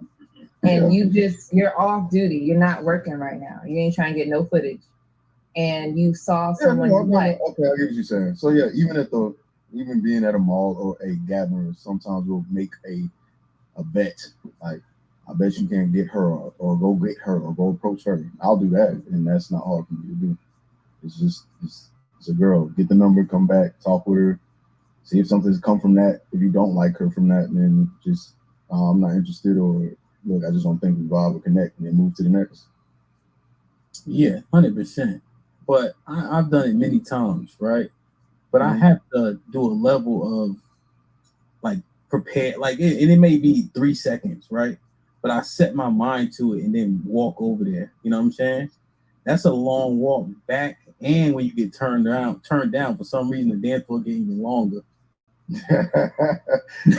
Yeah, that's what I'm saying. Like, because you gotta walk over there. You gotta go. You know what I'm saying? I think, but to me, it's just I think just do it. I don't know. I don't think about that. I just go, okay, I'll just do it. Just I don't be worried about it. Just go do it. And if it don't work, it just don't work. Yeah, they clown. Like, yes, they clown or they laugh, but they got to do it too. So it don't really affect me. It's just yeah.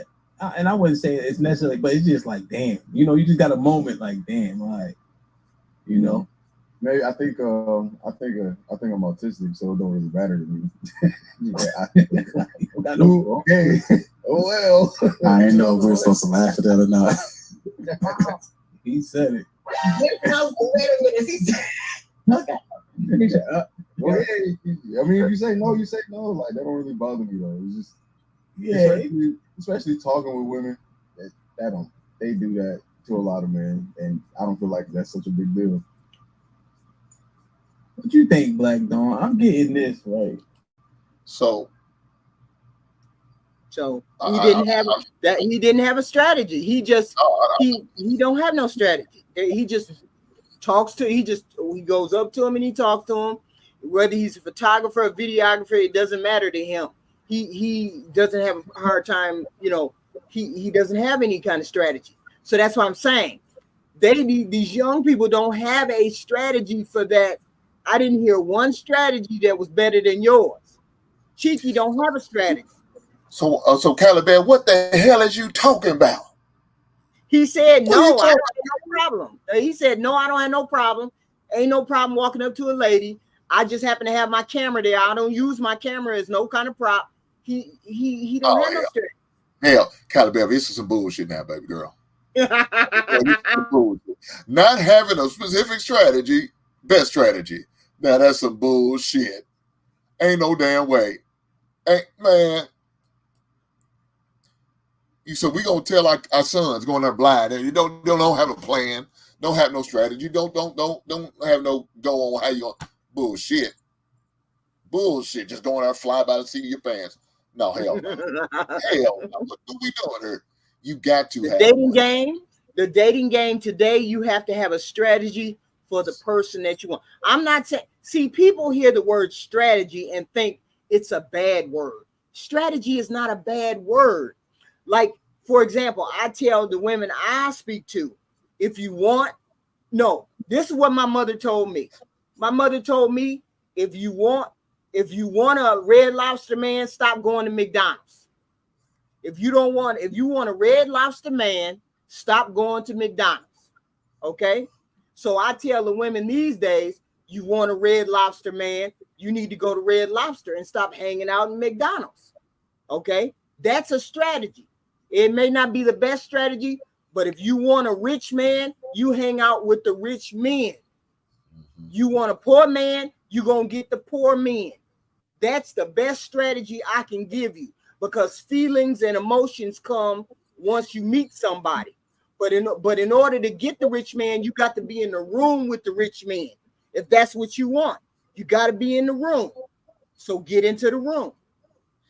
And it's kind of funny that Hamp asked a question, because that was part of one of the first episodes, how the young guys were scared to have a conversation to the point where they was making up every reason why they can't talk to women, every reason why they won't talk to women. Are they afraid to talk to women?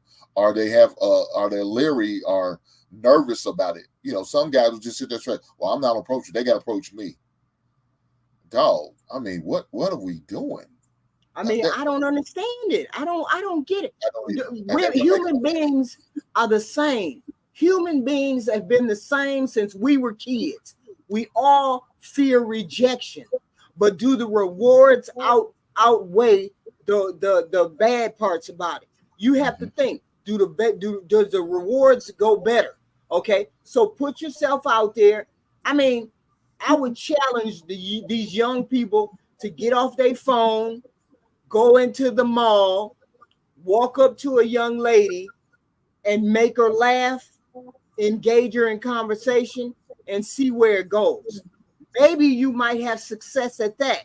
Remember when we used to go to the mall, Mall Hink? We'd go to the mall and hang out. It'd be a whole bunch of people there. We'd walk around the mall. All our friends would be there with their mama and daddy. We'd be there with our parents and whatnot. Or we'd be there with our boys and our girls, and we'd meet all our friends, and that's how we met people, right? These people don't even do that. They too busy in their phone. They too busy talking on the phone, talking to Taquisha all the way in Timbuktu, instead of looking at Keisha that's right in front of them.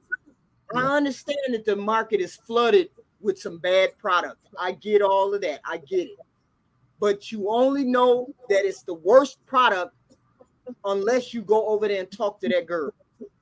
If you don't go over there and talk to that girl, you don't know whether it's bad product or not.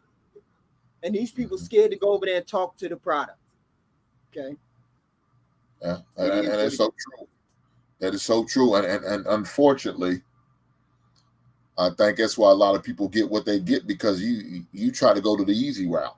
You try to me, you're really cheating. To me, look, I never use a dating app. I was never a fan of it. I never use it. I said, man, I'm not doing this, because I believe in actually having a conversation with an individual. I want to know how they think and how they act and how they respond to whatever questions I have. And it depends what I'm looking for. Now, if I'm looking for just a something quick to get some booty off of, yeah, it's not going to be a whole depth, detailed conversation. It's going to be something shallow and quick. And I'm going to tell you just enough to get you to the point where I want you to give me my 20 minutes. Now, if I find somebody who's what I consider interesting and one who I want to continue to have conversations with outside of just sex, then I'm going to do that too. But I will never know that if only thing I do sit there and do is go on dating apps and pray to God she finds me attractive enough to even respond to me, to swipe right or whatever, however it goes. Right. Yeah, I don't understand.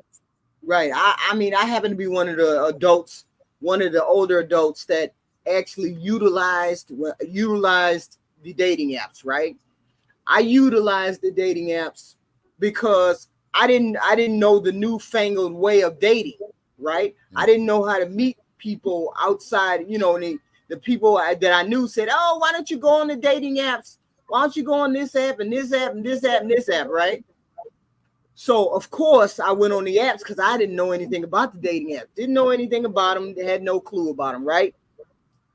Boy, was that an experience. It was an experience. I ran into people that were interesting, that, may have wanted to go further than what they went, but I wasn't interested in that particular way. Interested in other ways. It was a plethora. I mean, I may not look at Hank, but I get a lot of attention if I put myself out there, right? I'm an old lady, but I think I look good for an old lady, right? So when I got on the dating apps, I had plenty of attention. Let's put it that way. Plenty of attention in my age group, of course, and younger, but I'm not attracted to younger men, so it would have to be older, right? So plenty of attention there, my age and older. But I still found that it was garbage on garbage on the internet. I mean, garbage on these dating apps. We missed it's what we missing is the nonverbal communication, the nonverbals that people get. I can say a lot of things, but if you don't see me saying it, you may not believe whether I'm telling the truth or I'm serious or I'm not serious when I say what I say, right? So people miss the nonverbal cues of being in front of a person, which is why I insisted when I was on the dating apps to meet you within a week. I want to meet you within a week to see if our nonverbal communication matched what your nonverbal matched your verbal, right? And then I would know whether this is something that could go further or wouldn't go further. I mean, to this day, I have relationships, male friends that I met on the dating app that were decent enough guys where, I actually gave them my real number. I have a couple phones. I have a couple cell phones, right? And I don't want to talk to you. I normally, if I first meet you, I give you that cell phone number. And you can call that all day long. I don't care because I turned it off. But if I really like you, I'll give you the real number, right? So that's what I would do on the dating apps. So that's what I would do on the dating apps. So I was one of the older people who got into these dating things. I didn't like it. I didn't care for it. It just hold on now. So you telling me HQ out here with a burner account? HQ got with these throwaway phones. like a drug deal. I had like I was bad with it, Hamp. I was bad with it. It would just be red day with them phones. I'd have that phone turned off. I'd have the phone turned off. Huh? Who'd you call me? Hink. I'm sorry. I called you Hamp. I'm sorry. Hink. I would have the burner phone, right? I would have it on, but I'd have it turned down. And whenever I went over there at night to look at the burner phone, it would have all kinds of it would have the call after call after call after call. We ain't doing that. We just no, you never get my real phone number until I'm comfortable enough to give you the real phone number, right? And then you just gonna have to pray. So I was one of those people on those dating sites. I didn't like it because I can't. The nonverbal, I got to have the nonverbals. I got to see you in public. I got to see whether this attraction is really there, because you can say anything. You know, as a man, if a woman says a certain phrases or talks a certain way, she's going to invoke your imagination, right? And then you're going to build up all of these things about what she look like, what she can do, what she going to do for you. And then when you meet her, the attraction ain't there. See what I'm saying? So that's why I insisted on meeting a person within a week to see if that whatever you put out and whatever you drew me in, whether that was the truth. And I found most of the times it was not the truth. And that's why I stopped getting on the dating apps, because I just didn't like that. So my man Quincy said that burner phone sounds like an episode of The Wire. If that's facts, Quincy. I still got that. I still got a burner phone. And the truth is, I had somebody, Hamp called me on that. Hamp called me one time on that, or left a message on there. I didn't get that message to the end of the day. I don't fool with the burner phone. It just and I finally gave him the real number. So hold on, HQ. Right. When that phone get too hot, do you throw it out the window over the sewer? You throw it in the sewer. I get another one. They only like $20. The phones are only like $20, $25. You go to Hameen's and you go buy another $20 phone. Do you know at one point I had like 6 burner phones?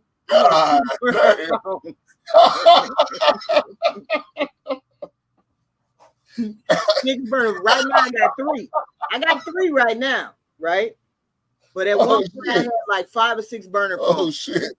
That person would call me because of that. This would be business. This would be personal. And you know, I had a tape on the back saying business, taped on the back saying personal, or dating app phone. Oh, I was enjoying myself. They all got different ringtones to them. Yeah, they do. They do. Some of them turned off. Some of them be turned off. Some of them will vibrate. They just stay on vibrate. I have a complicated life. I have a business. There's things I have to do. So I have to know what phone is what phone. So it is what it is. It is what it is. Calabelle said it's a return of a Mac. I know that's right.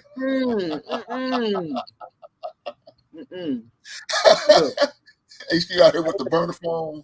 You guys call. Y'all think y'all getting her phone number for real? Y'all getting some old throwaway phone from Hameen's. Hameen's from the gas station. I know Hamp was ready to cuss me out till I gave my email. Well,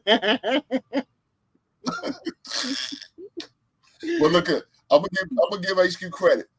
When I email her, she responds back within a reasonable time. I gotta give her credit for that. So she didn't leave me hanging for about 3 or 4 days before she replied. Email is different from the phone. If I give you my email, that's the right email, right? Yeah, if you hit on the burner phone, you might not ever get a call back. You might not ever get a call back. You might not get no call back. Look, by the time she check it, things are in the trash. she ran out of minutes on it. She I got that phone going off right now. The phone going off right now. It's lit up right now. And I won't even look at that phone for 2-3 days. All right, HQ, let's get back to the show, boy. I can't fool with you. Shout out to the burner phones. Stop the cap. I don't know. It just I'm getting that urge. But Cheeky don't generally cap, so I think he believe it. I don't know. What you think, Black Dog? Is it easier to approach women now? I would say depending on where you at. Like, so I'm gonna just be real with you. My batting average is low. I ain't gonna cap to y'all. Like, I ain't hitting no damn 30%. Let's keep this shit honest, right? But it kind of depends on where you at. So I live like right next to the beach, and like everybody's chill. So it's very easy to approach people of that who on that type of time, right? For me personally, I kind of moved over more to like dating apps because I feel like it's much more easier than just doing cold approaching. So it's for me. I disagree. I ain't gonna hold you. Now I tried that. The dating app thing is, I don't know how anybody get it. That is crazy. Now approaching is totally different. They get vibes and stuff. And I've had women tell me like, "Oh, you're not the same. Like I didn't get the same vibe when I met you. It's like it's different. I enjoy it. And it's like that's but through a dating app, no way. I don't see how you doing that through a dating app. Me personally, that is all time low. I don't think I ever just no. It's just always weird. Like they gotta meet you. Talking to a girl when there's one outside. No. Yeah, but you gotta meet them eventually in real life. I mean, you gotta meet them. Still gotta talk to them, see what the vibe is. Like I think it's with dating apps, it kind of gets like the bullshit out the way. Like if you want a dating app, you already know what time it is. Like you don't have to like wonder or guess if she really on that time or not. Like, or is she trying to put me on the friend zone? No. We all know what we're here for. So it kind of gets that out of the way. So Crimson, when we have these conversations, especially amongst men, this is, and I'm gonna ask Sway, but this is seemingly where we start to divide, right? Young bucks start mentioning shit like dating apps. We like, nigga, that ain't approaching, right? And then we go, nigga, this you broke, you know how, you know, all the common things. And now we're not doing that tonight, but do you see why we be like, that ain't approaching? I do, because it's a different social dynamic. Mm-hmm. It's different for somebody to leave you on read on a dating app. They just don't reply, right? That is a form of rejection, but it's not as to your soul as it is face to face with a woman you actually wanted to talk to. And then she turn around and however she rejects you, whether it's politely, not polite, whether she laugh or whatever her response is, if it's negative towards that hit different in your face. So being around men, right? Because I'm a Gen Xer, for anybody that didn't know. I just had my birthday, Gemini's up. So I just turned 46. So I'm a Gen Xer, right? So I watched men, I had brothers, you know what I'm saying? I was the homie in school. So I was a tomboy, so I was around boys and men all the time. And just watching them have to build the social skill that it takes.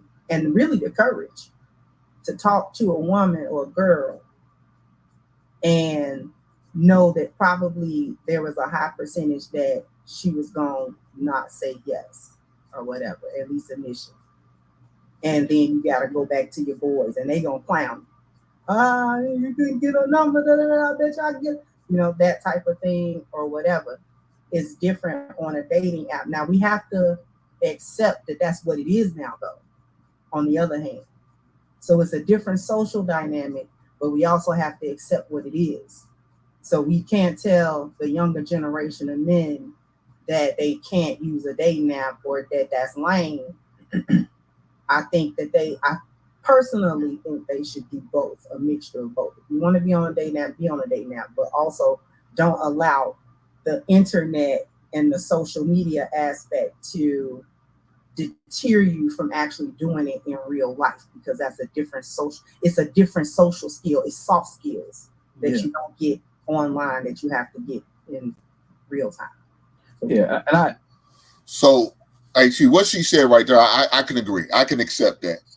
Right. If young dude want to do both, you know, use both methods, I think that's best, because it not only allows you to, you know, take advantage of modern technology, and I understand, but it allows you to also, like you said, work on your soft skills, work on your approach, work on how are you going to deal with rejection when it does happen, because it's going to happen. Like you said, out of 10 times, you're going to get rejected, 7 to 8 times. Right.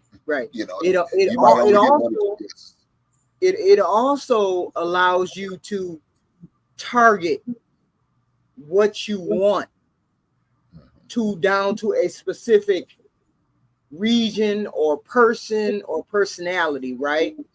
Because if I only want to date in Georgia, I'm just going to pick Georgian people. I only want to date dark skin, I can be dark-skinned people. If I only want to date 6'4", I'll meet the 6 foot, meet online. So it does in that particular way weed out the bullshit, because I never know who I'm going to meet in real life, right? So I may not ever meet the type that I really want in real life. But if I get online and I get into the dating apps, I can specify what I want to see. I want to see 6'4", dark skin, lives in Georgia, only makes 6 figures. I can tailor my searches to that. So in that particular aspect, dating apps are very good if the people are truthful. And that's why I would use dating apps to weed out who I wanted and who I didn't want. And then I would be willing to meet them within a week so that I could see if my expectations line up with my fantasy or my imagination. That's the beauty of doing dating apps. That's what I would use it for, right? It's not a matter of just hooking up. It's a matter of weeding out the ones that I'm not attracted to, and I know I won't be attracted. I already know I'm 5'9.5", almost 5'10". I'm not looking at men under 6 feet. It just is what it is, because I like to wear heels, right? So if I like to wear heels and I'm 5'9", what sense would it make in me dating someone 5'4"? I look like a monster standing next to that person. So in that respect, it's a very good thing. These dating apps are a very good thing. But these people use them for hookups instead of using them for dating with intention, right? So that's why it's bad, because people have used it and exploited it to the point where they're not using it to weed out and to laser focus in on what you want. They just laser focus in on sex.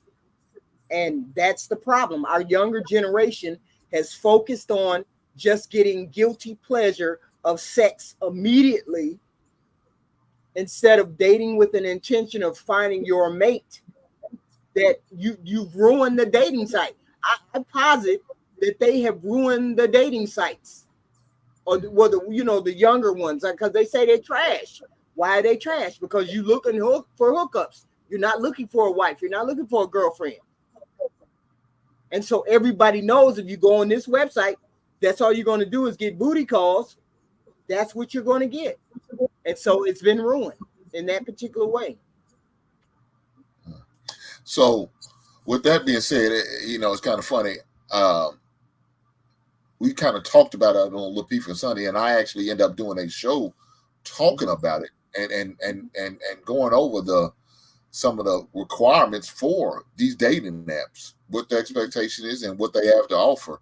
Right. And I didn't realize, man, how many, Jesus Christ, it was kind of scary dating apps there was out there. And they have some even catered to, homosexuals, bisexuals, transgenders, all of that. All of that is covered. And they got their own specific dating site for just those type of individuals. Right. I'm like, this is sick, man. I mean, it made me like nauseous just looking at this. Like, man, look. Yeah, but they have good ones. They have good ones and they have bad ones. They have it's just they're not for me. There's all Christian dating site, all Muslim dating site, or any. I'm not interested in any of those. The gay, the trans. I'm not interested in any of those. So I don't even partake. I don't even try. I try to meet people organically in the store, at the gas station, where I can see them in real time, right? But it's not a big market for a person that's my age. So dating apps would be a good thing if I was looking, because I could laser focus in on men over the age of 60, 6 foot over, single. I could plug all those things in, and I would get, I would get hits, right, of what I want. Unfortunately, they would plug in my statistics, and then I'd have a plethora of men ringing my app to get my number. So that's the bad part about those dating apps. They work to a certain extent, right? Well, some of these people's crazy. Well, man, said I got kicked off Christian Mingle because I handled it. It said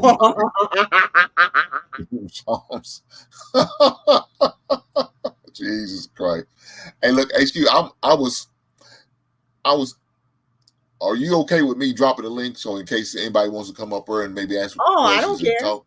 I just want to make sure you are comfortable with that. You might, Marcus might want to come up here and have a conversation with you. Oh no, Marcus will come up and try to cuss me out, and then we get your show turned into a yellow S instead of a green. Yeah, we can't hear. We don't want that.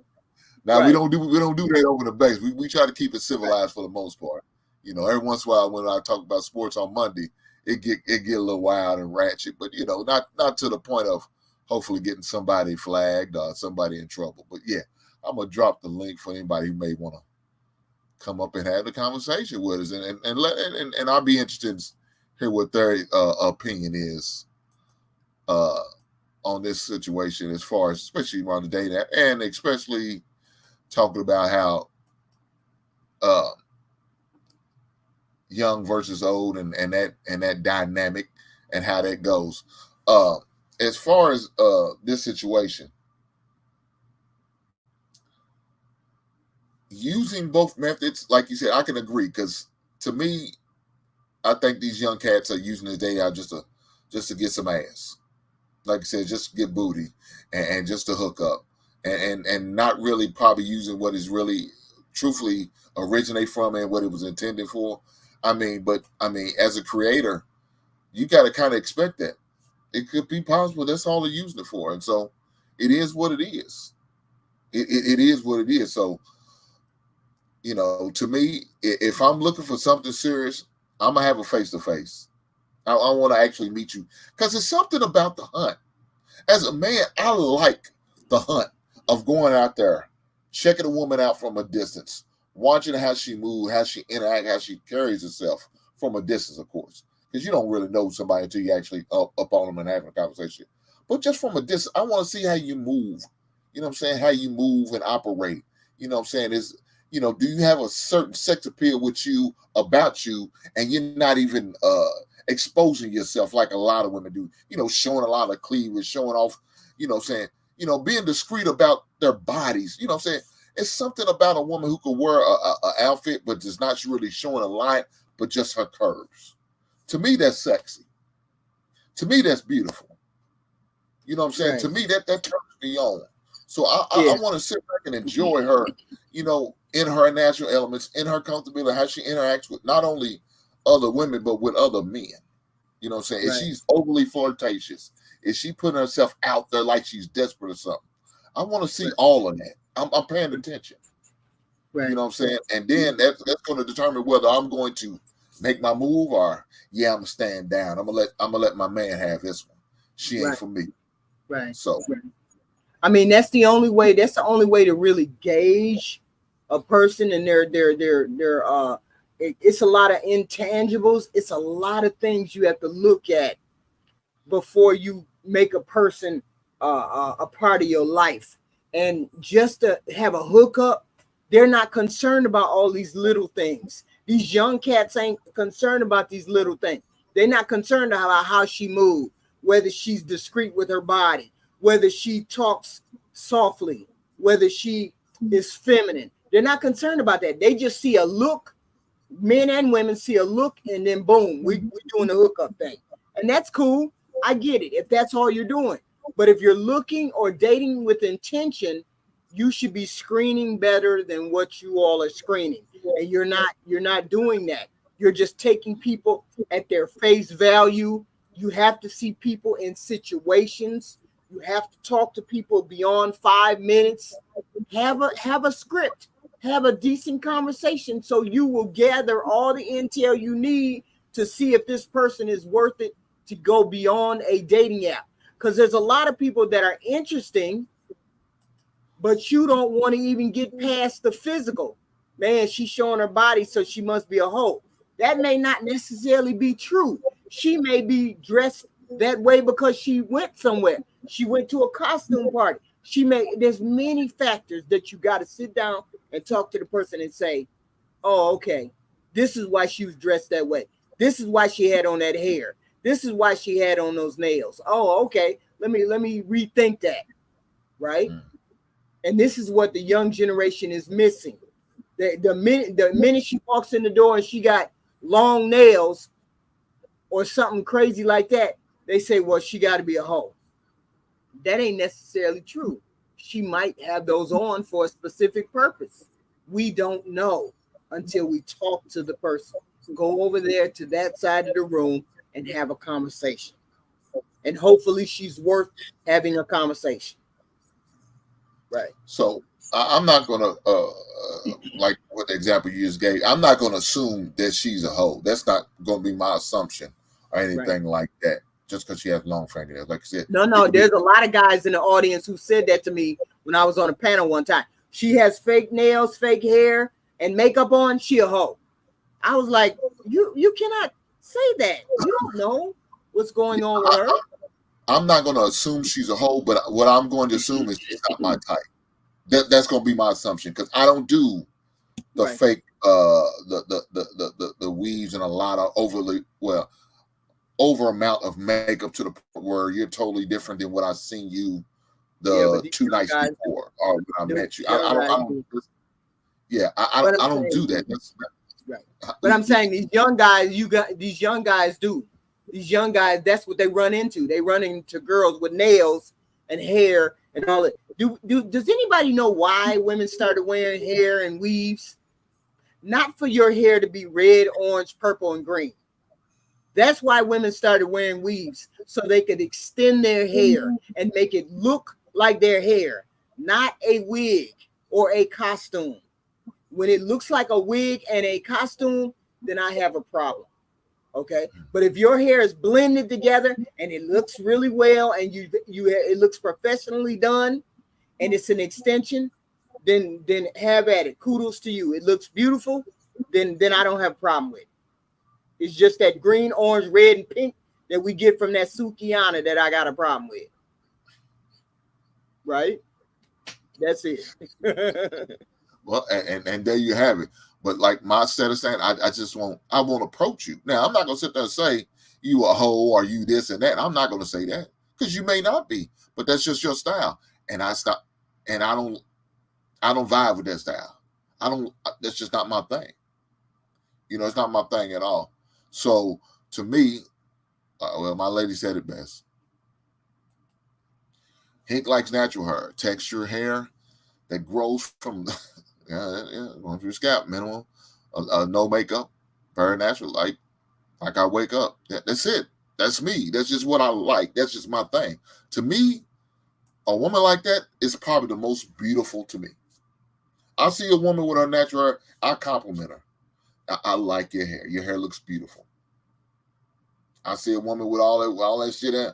Yeah, you ain't gonna get a compliment from me because it's just not my thing.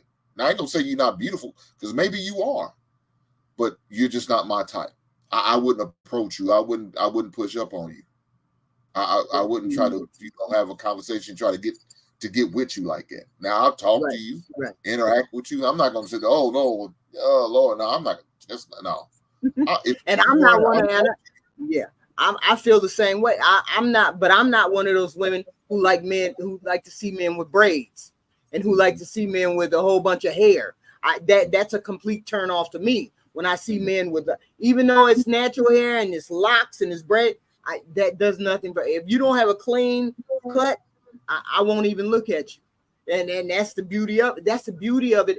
Us Black people have so many looks, so many attractive looks that there's a plethora of people that can be attracted to different varieties of people, and that's a good thing.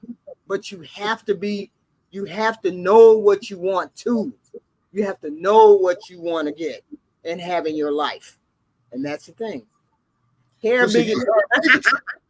Damn, you a hair bigot. So hold on. So my man who's rocking the dreads, he can't get the burner phone number? He might get the burner phone number. And it's gonna ring all night. Oh, God damn. You know them phone numbers you give people, they walk up on you and you can't do nothing but give them a phone number?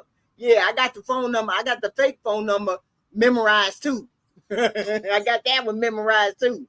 Just in case somebody I don't want to talk to.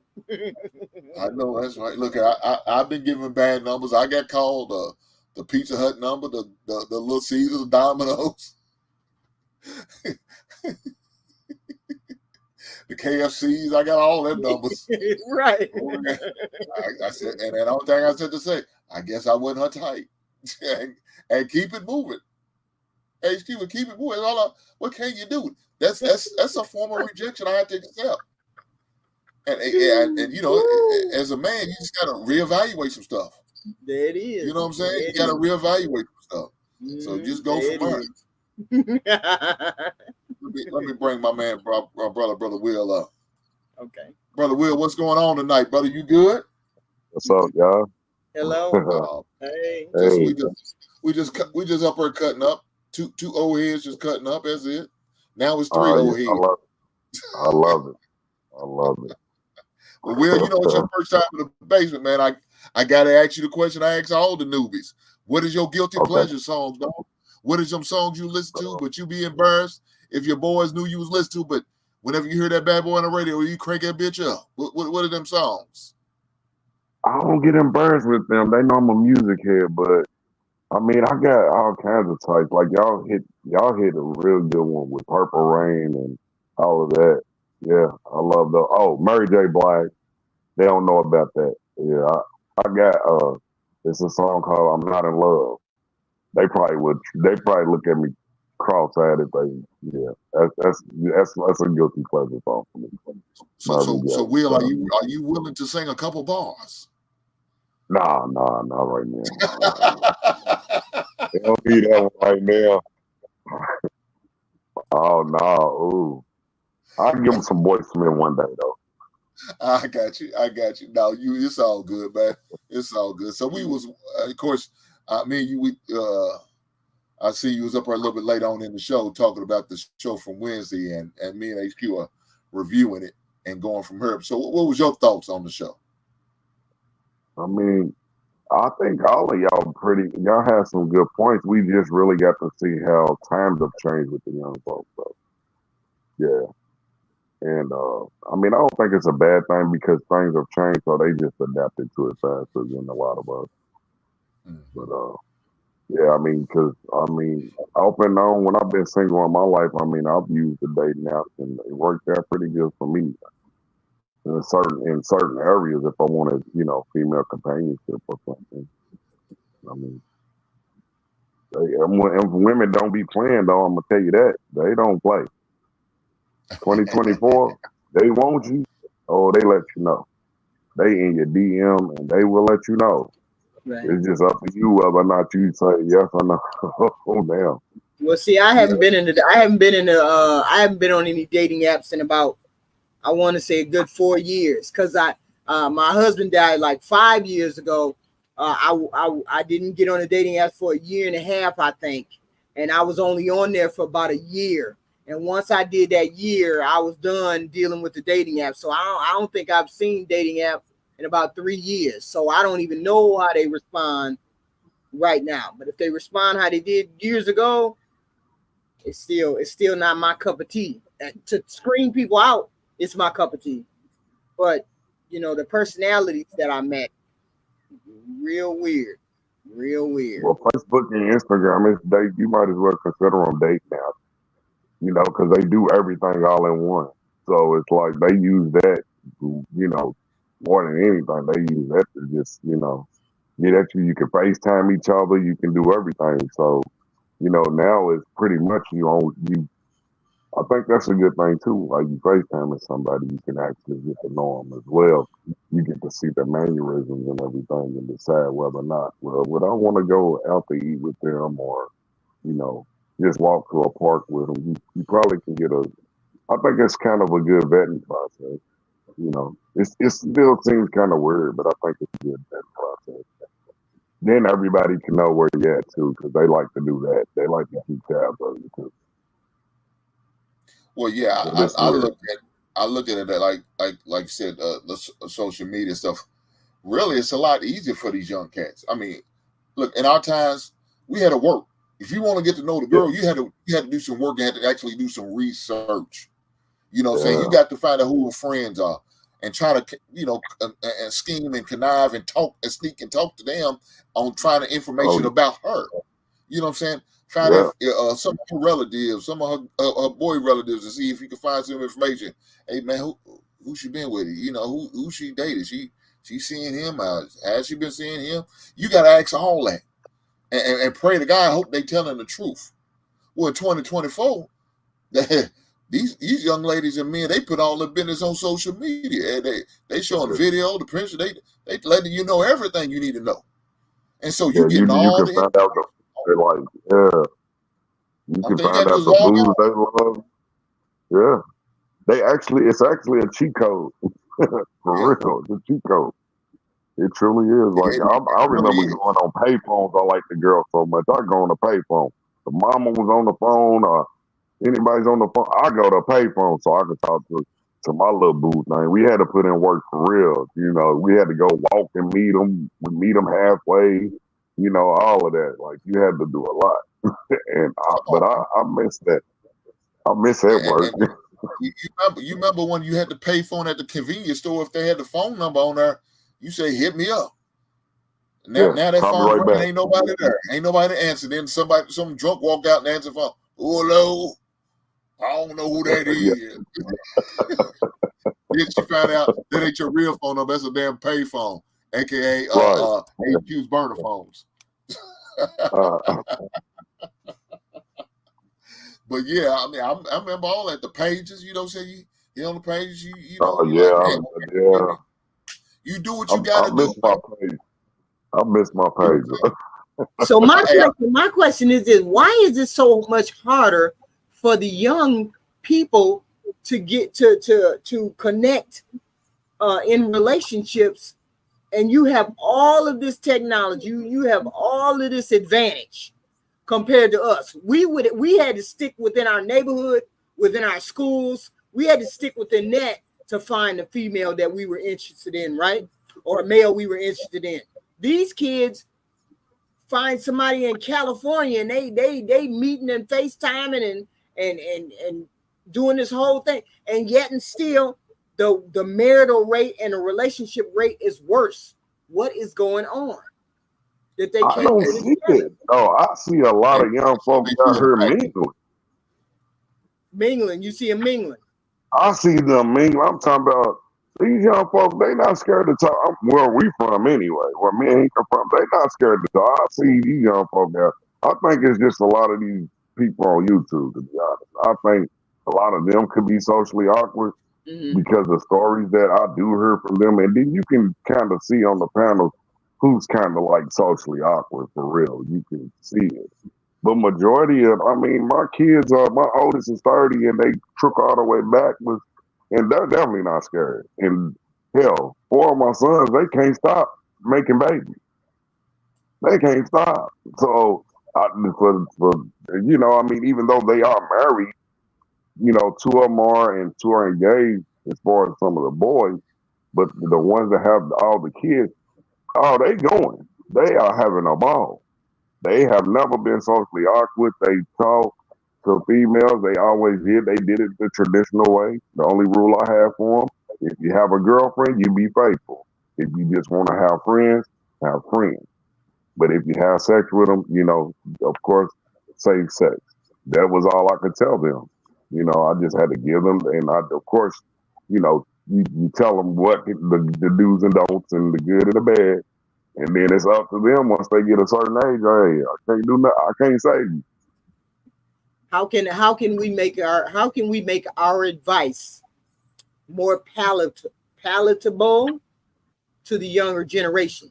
That's the question I have, because I always run into girls who don't want to hear what I have to say. I mean, I have a story to say. I say, do this, don't stop having babies, get all your girls on birth control, do whatever you got to do, right? There's a message to be shared, right? So how do we get the message from us us older people, into the younger people and say, hey, look, we may have done certain things, but we understand this is a better way to do it, and we're trying to convey that to you guys. How do we tailor our message to come across better? You know what I'm saying? Because that was part of the problem of the first show. They thought we were preaching instead of giving advice. So how do we change that dynamic? What do you think? I just think we just really just talk to them.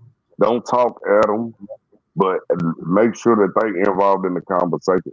We have to do it in a way where it's kind of like we tricking them into conversating with us. Asking them questions, asking them what's on their mind. Tell me this. Or then we can just, sometimes I find it better to come up with scenarios and then ask them how would they solve it. And, that way, it's a back and forth, and then we're learning from each other. Even though we might know it, we already know it, but then they get it. And then it makes them use their mind a whole lot more. Because the way I see it, a lot of them are gonna be combative anyway. But it's just, and then sometimes you got to trick them and make them think it's their idea. I mean, as us as parents, we're older, so I'm sure we did our kids like that plenty of times. So, and then just with time, we just gotta find different methods until we see something that works. One of the biggest things you gotta do is stop lying.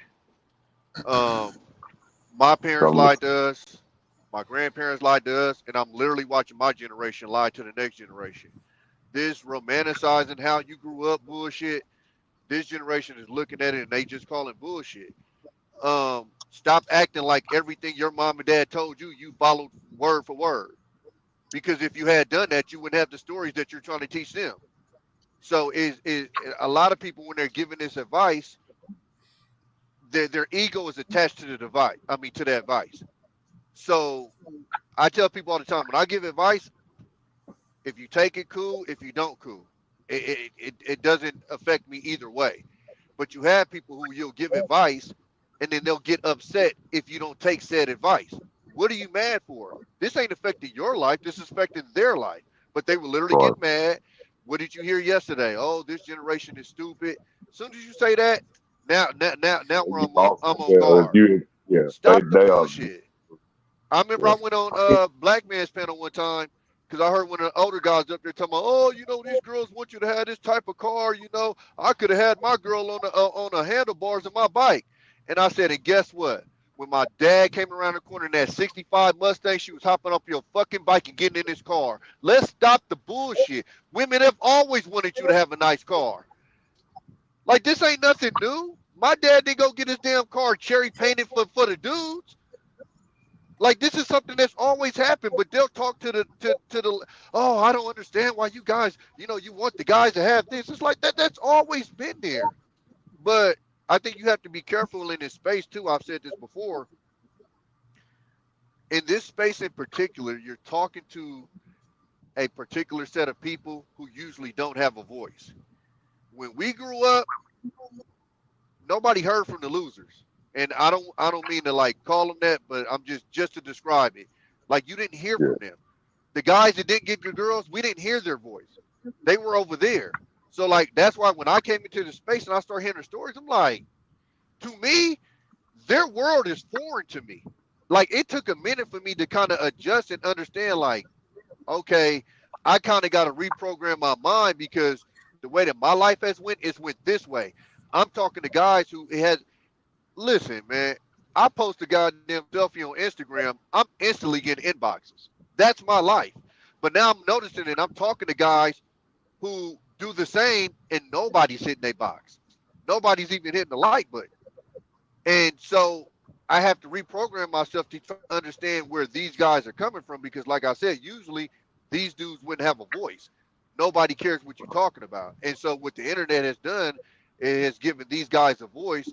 And so it's kind of like the people on the other side are looking like, wait, what are y'all talking about? And so it's kind of, it's getting real confusing, because a lot of people aren't like me who are going to sit back and understand, okay, there's another side to this. They're just going to talk from their point of view. Well, I get women, so I don't know what y'all talking about. It's like, no, sometimes you got to double back and go, okay, what old boy going through? What was his life like? You get what I'm saying? And then try to hear from their point of view, and then try to, meet them at that level that they're at or whatever. And then maybe I can throw you some, okay, because like I told people before, I said, when you talk to guys that are successful with women, I liken it to like a gambler. Like I used to be, it used to irritate me when I was around gamblers. I'm like, these motherfuckers always win. Like I go to the casino, I never hit, but then I started to understand that, oh, I only hear from them when they win. When they lose, they quiet as fuck. It's the same thing with us. Like if I go to the mall and I get 3 numbers, I'm not gonna tell you about the 7 that said no. I'm tell you about the 3 that got it. So when I'm talking to one of these type of guys, in their head, every time I ask for a number, I'm hitting. But it's not the case. You get what I'm saying? Sure. So in their world, they looking at a Tommy B and going, oh, well, you don't understand it because you don't never get rejected. It's like, nah, I do. The difference is I don't internalize that rejection, and I'm starting to see that you guys do. And so now I can kind of double back and go, okay, well, look, for me, I don't internalize this rejection, and that's probably why I got yada. And I can kind of give advice, but if I don't do that and I stay on my high horse and go, like I'm telling you, when I first got in here, I used to just tell you, like, you niggas is weird. That used to be my phrase. Everybody used to laugh at me because that's how I looked at it, like, what are y'all talking about? You know what I'm saying? But then they had to break me down. It's like, well, you 6'4", so that kind of gives you advantage, and oh, you look this way, you got this, and I'm like, okay, I never look, because for me, I look at myself as just a normal nigga. I don't look at myself as like this, super guy or da-da-da. But then I had to double back and kind of look and go, oh, okay, now I'm starting to see what they're saying. And so I just think that's a big part of it with this space in particular is you're dealing with people who normally don't have a voice. But I think another part of the generation that I think they kind of get wrong is they take the social media stuff as being real, like the skits. What people need to understand is if I'm not an asshole in the skit, or if I'm just not like outlandish in the skit, it doesn't go viral. So when you see the girl go, you can't take me to Applebee's, well, yeah, she's going to say that because if I say you can, nobody pays attention to it because it's just normal. But if I say, you better not take me to Applebee's on the first date, now everybody's like, oh my God, and now it's going viral. But I'm telling people, like, bro, in real life, I hate 5-star restaurants. I'm a cheap nigga. Yeah. When I found out they don't give you free refills on the soda, it pissed me off. I said, I'm paying all this money, I don't get free refills. Man, I come in with a 20 ounce on your ass. Like, you can ask my sister. We got a restaurant out here called Crustaceans. My sister told me it's $100, $107 a plate. Oh, yeah, you don't get free refills on your drink. How do I go to IHOP and pay $25 to get free refills all night, and I go here and pay $100? Like, so I rarely go to 5-star restaurants. I've never had a woman complain about not being at a 5-star restaurant. So I be explaining to these cats, like, a lot of this shit is just internet. Let me say something stupid to go viral shit. And I think a lot of them see it and then they project it as if like it's real life. And I'm like, bro, a couple weeks ago, I was in Vegas and I took my girl to goddamn the Cheesecake Factory. And last time I checked on the internet, that's supposed to be one of the forbidden places. We had a time, you know what I'm saying? So it's like, and one thing I'm trying to tell the youngsters is like, the one thing that hasn't changed between my generation and y'all generation is if a girl like you, she gonna go. She's going. She's going every time. If that woman does hold you to that, you can't take me to Applebee's, it's probably because she don't like you. So it's a good thing anyway. Because if she like you, nigga, she going to Applebee's. She gonna watch you go skip rocks on the lake. If she likes you, she's going wherever the fuck you say she go, because she's going to spend time with you. Yeah. That's why I try to, holler at them and just tell them, like, bro, that's the one thing that ain't never changed. If that girl like you, she don't give a fuck where you take her. She coming. She's going. She's going. Well, look, let me read this super chat real fast. Shout out to my man, American Negro. I don't know why what he's saying. HQ. HQ ain't nobody to talk to. Who's HQ?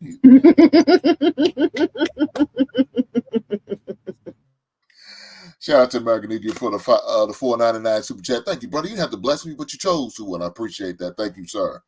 Look, let me say this. I don't understand, but like what Tommy said, being honest, that's the one thing you got to do. Look, I'm not gonna just tell you my successes. I'm gonna tell you my failures. I made a lot of bad, stupid, selfish decisions that cost me a lot of money, time, energy.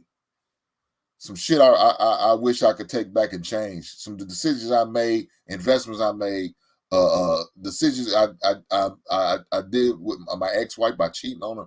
Those are all selfish and bad decisions I made.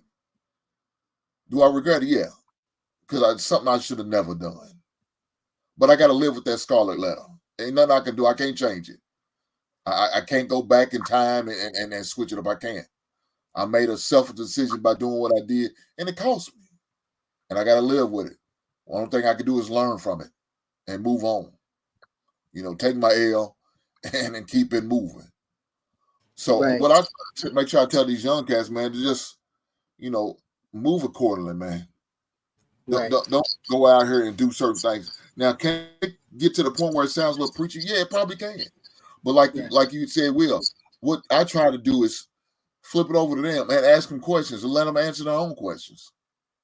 By throwing scenarios out there, by throwing situations, and speak on my experience and what I should have did.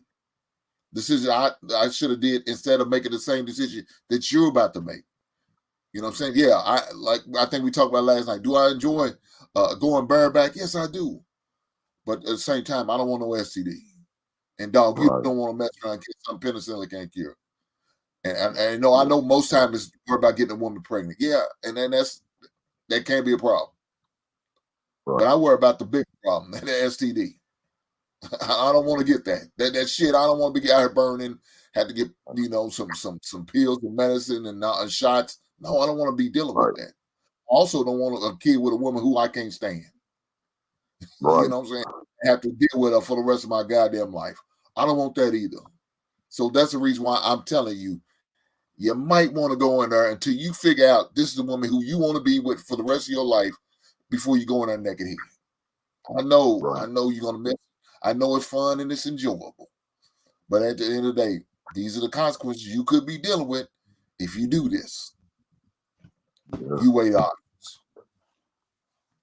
I mean, I didn't understand this one conversation. I was having this conversation with this group, young and old women, right? And then I said, what I did with my 4 daughters, right? I got 4 daughters. What I did was I marched all of them down to the health department and got all of them on some form of birth control, right? Wasn't because I wanted to put anything in their body or anything like that. I wanted to make sure that they had a good chance and start in life with a marriage and a family and a man without bringing a child along, right? I don't care what you say, it hinders relationships when you have children out of wedlock and you're looking for a mate when you hit 25, 30 years old, right? So that was the reason why I did it. I did not want my daughters to have babies out of wedlock, right? Or have babies before they were old enough to understand the responsibility of that. I don't care whether you have babies out of wedlock now or not. You're grown. My kids are like 30. So your decisions are all your decisions, okay? So I got 2 of them before they were 20, when they were 25, before they had children, and the other 2 don't have children. So I made sure that they stayed on that birth control. Whatever form they decided they were going to have, you stayed on that, and you made sure you got out of my house. Out of my house. before you did you hear me? Out of my house before you made those kind of decisions, right? So I made that decision. No, we're not gonna have that. But the women these days, I was on this panel, and these women were like, "Oh no, I don't want her to take birth control. I don't want the kids all this what is it? Side effects and this, that, and the other." I was like, "Wait a minute, hold up. In this country, we have at least 16 to 20 forms of birth control.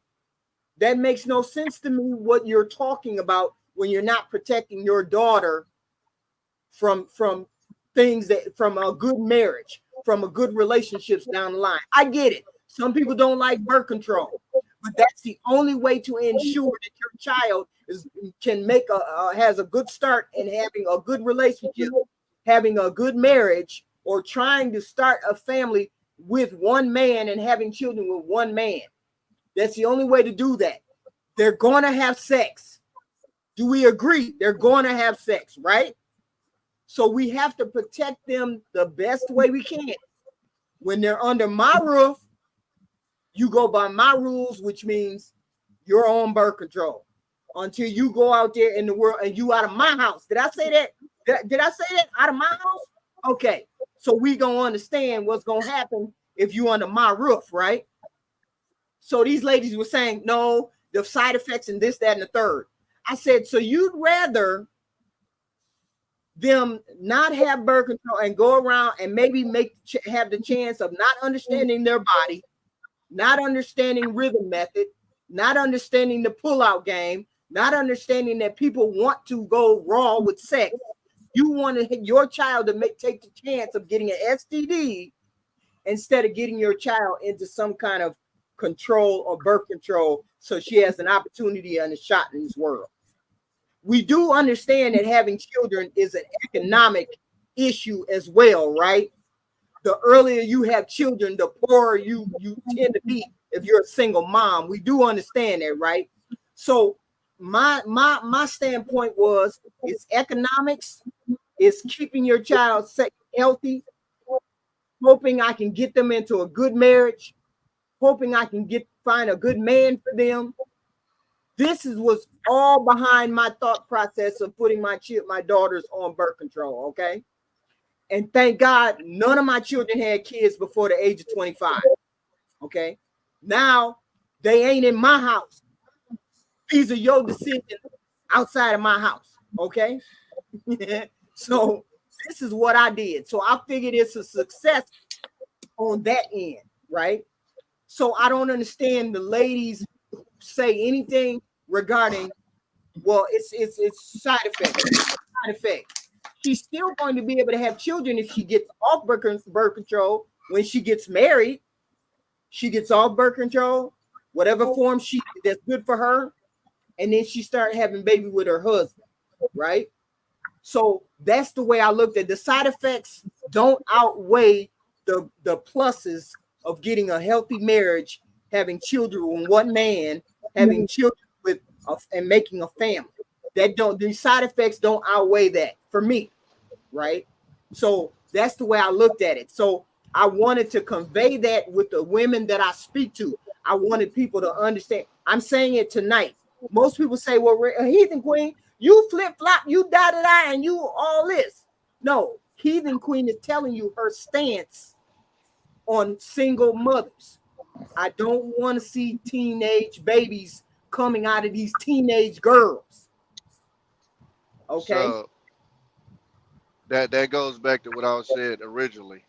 Right. You got to stop lying. And what's happening is you're telling the truth. And again, most older people want to lie and give people this rose-colored glasses look. Because look, I'm gonna get a little graphic, Hank, but we know that brain don't operate the same when that thing in her. I ain't had one chick yet when that thing in her say, where you want this? Say anywhere outside of it, inside of her. Straight the fuck up. As a woman, you can express that to her. Look, listen, I know you might have a plan. You might say, I don't want no babies, yada, yada, yada. But when he hit that spot and he tell you where you want me to put this, 9 times out of 10, you're going to say right wherever you want it or in there. Like, that's just how we go. But that's being realistic. What happens is older people don't want to be realistic, and they want to act like, oh no, just have this plan, and just stay. What they say, stay staunch, and and it's like that sounds good, but then reality sets in. You know what I'm saying? And even as a man, you can tell them, oh, just pull out. Yeah, that's all good and dandy till it's time to do it. And then, like I said, that brain don't operate the same. You know what I'm saying? And your brain telling you pull out, but that thing down there, like, man, but I don't want to leave yet. You feel me? But that's how I talk when I speak to young cats. Like, I speak like that. I'm realistic. So when they're in that situation, they can identify it. When they in that situation, they go, damn, Tommy did say, man, when you in that thing and your brain telling you to pull out, but that thing is like, no. And then, because that's what happened with me. Like, my dad would tell me stuff, but even though he gave it to me so raw, I still didn't listen. But then what happened was I would end up in that situation that he told me, and because he gave it to me so raw, everything he said would happen. And then my brain, it's gonna have to start snapping and going, oh yeah, he know what he talking about. And sometimes that's just how it has to happen. Now, yeah, in those situations, that mistake can end up happening. But what a lot of people need to understand is sometimes you just need to implant it. And even if it doesn't, come into fruition right away, just because you've implanted that in their brain, and I can speak to that from experience, when you end up in that situation, and especially if you know what you're talking about and it comes true, it makes them even listen to you more. So for me, I got to a point in my pops like, man, this nigga know what he talking about. Because it just was like situation after situation after situation. It was like, and I'm talking about he hitting it on the head. Hey man, you end up in this situation, this gonna happen. Man, what you talking about? And then that situation come up and he hit it right on it. I'm like, damn, this nigga know what he talking about. You know what I'm saying? And so sometimes you kind of got to build that rapport to get to some of these kids. But I don't come at it as if I don't understand that, because I remember being young and having to go through that. So for me, when I'm talking to them, I come from that standpoint. It's not so, even if they don't take it right away, in my head, I'm like, okay, well, I dropped it off. So when he end up in that situation, it's gonna come back to him. And then, next motherfucker double back and, hey, bruh, exactly what you said, man. You wasn't lying, dog. Woo, woo, woo. And now I got his ear. So now when I'm giving it to him now more and more, now he gonna take it off the dribble instead of having to go through it. And we have to be realistic and understand that for some people you have to that's how it has to go, because some people, they just gonna look at you like, what do you know? Because they haven't been where you've been. You have. So for you, you got the advantage of having foresight. For them, they ain't never seen it before. So they almost looking at you like, how do you, like, I almost looked at like, how do you know the future? I had a girlfriend, my dad would tell me, yeah, she gonna pin a baby on you. Nigga, what are you talking about? You don't even know her. Man, lo and behold, a couple weeks later, he's going around the hood. Oh, yo, girl said you got her pregnant. I'm looking like, man, is this nigga a wizard? Like, what the fuck? Like, it threw me off. So, like I said, it's just situations like that where you kind of build that rapport, and it's like, man, he know what he talking about, And now when he talk to me, it's gospel.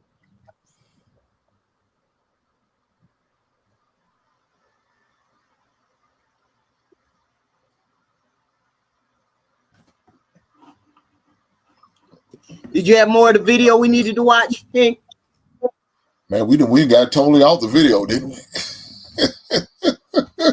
Well, we were somewhat on the subject of how we approach the youngins, and talk to the youngins these days. I definitely, there was definitely a area of the video I definitely want to make sure I get to, so I'm gonna kind of forward it on. So yeah, let me go to the video and play it right here. Let me forward a little bit. I agree with that. Like, for the most part, like, I still think that people should still go outside and go to social. I have one follow up, but I want to get the other ladies in.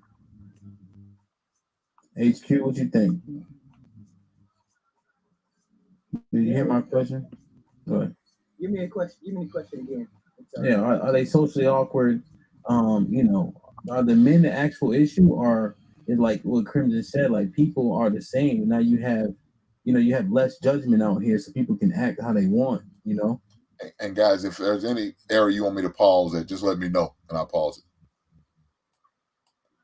Without shame. And we're seeing women want sex and don't want relationships. Is that you guys' fault? No, I don't think it's anybody's fault. I think people are just socially awkward. I mean, it's a thing when you get rejected. I mean, it makes you shy away from asking to be accepted. I mean, when you go on a dating app, it's easy to say yes, no, yes, no. That rejection is easier to take than it is in person. Mm-hmm. And it expedites the relationship between you know what someone's intention is when you get online. It is up to that person to further that conversation when you meet. Like when I went on the dating apps, I would intentionally meet the person within a week. I have to meet you within a week in order to know whether that chemistry that we have is real or is fake. And once I knew the chemistry might be real, we might go further. But if I knew the chemistry wasn't, then I would just block, right? Because I don't want to go months and months talking to a person and blah blah blah. But it was awkward I felt it was awkward online to talk to somebody a screen, without actually. I need a human connection, right? And most people have the connection when they're trying to date. Because last night that was perfect because HQ actually really said something authentic that really happened. People do try to link up quicker to see if somebody, can do it. And a lot of people will lie because they don't want to feel embarrassed or anything for actually meeting somebody. So I think HQ was really being really real with that. To link up with somebody, hold up, I want to see you face to face, see if I got an attraction to you face to face, see if this is really who you are. And I think they kind of went past it a little bit and it went over everybody's head. So, but yeah, I think that's just one authentic thing. And I think a lot of the young folk, I think they do that as well. Like they'll, try to link up with somebody or meet them somewhere. So that part was talking about, I guess, socially awkward and how some of them can be socially awkward and having a conversation. I talked about this before, but I was in Applebee. We call it the club because it seems like after 10 o'clock, they get that bad boy jumping in there. But this dude was at the bar and he had headphones on. I'm like, dude, something's wrong with you. He had his wired headphones on. Like, I don't know if he's listening to music or he just had them in. But he was just up there sitting next to, like, she was all right. She was all right. I mean, she was decent. But he would just kept checking her out. He would lean back in his chair, and, looking at her ass pretty much is what he was doing. And I'm like, dude, why don't he actually have a talk to you? She's right next to you. Why don't you just turn over that way and talk to her? And because it seemed like you like her, because you done lean back about 3 or 4 times now, and it's obvious you find her attractive, but you scared to have a conversation. To me, that didn't make no sense to me. I'm like, are you scared? I mean, you right beside her. She sat next to you.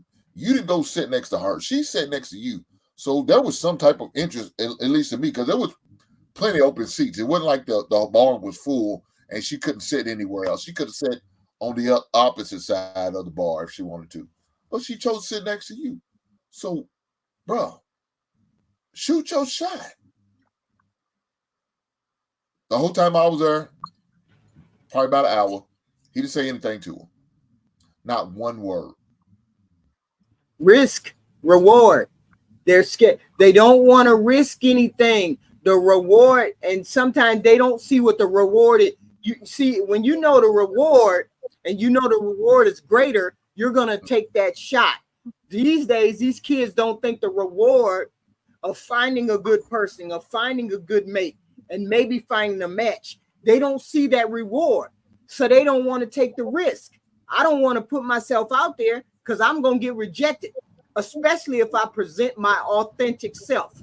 If I present my authentic self and you reject me, I'm going to feel even worse.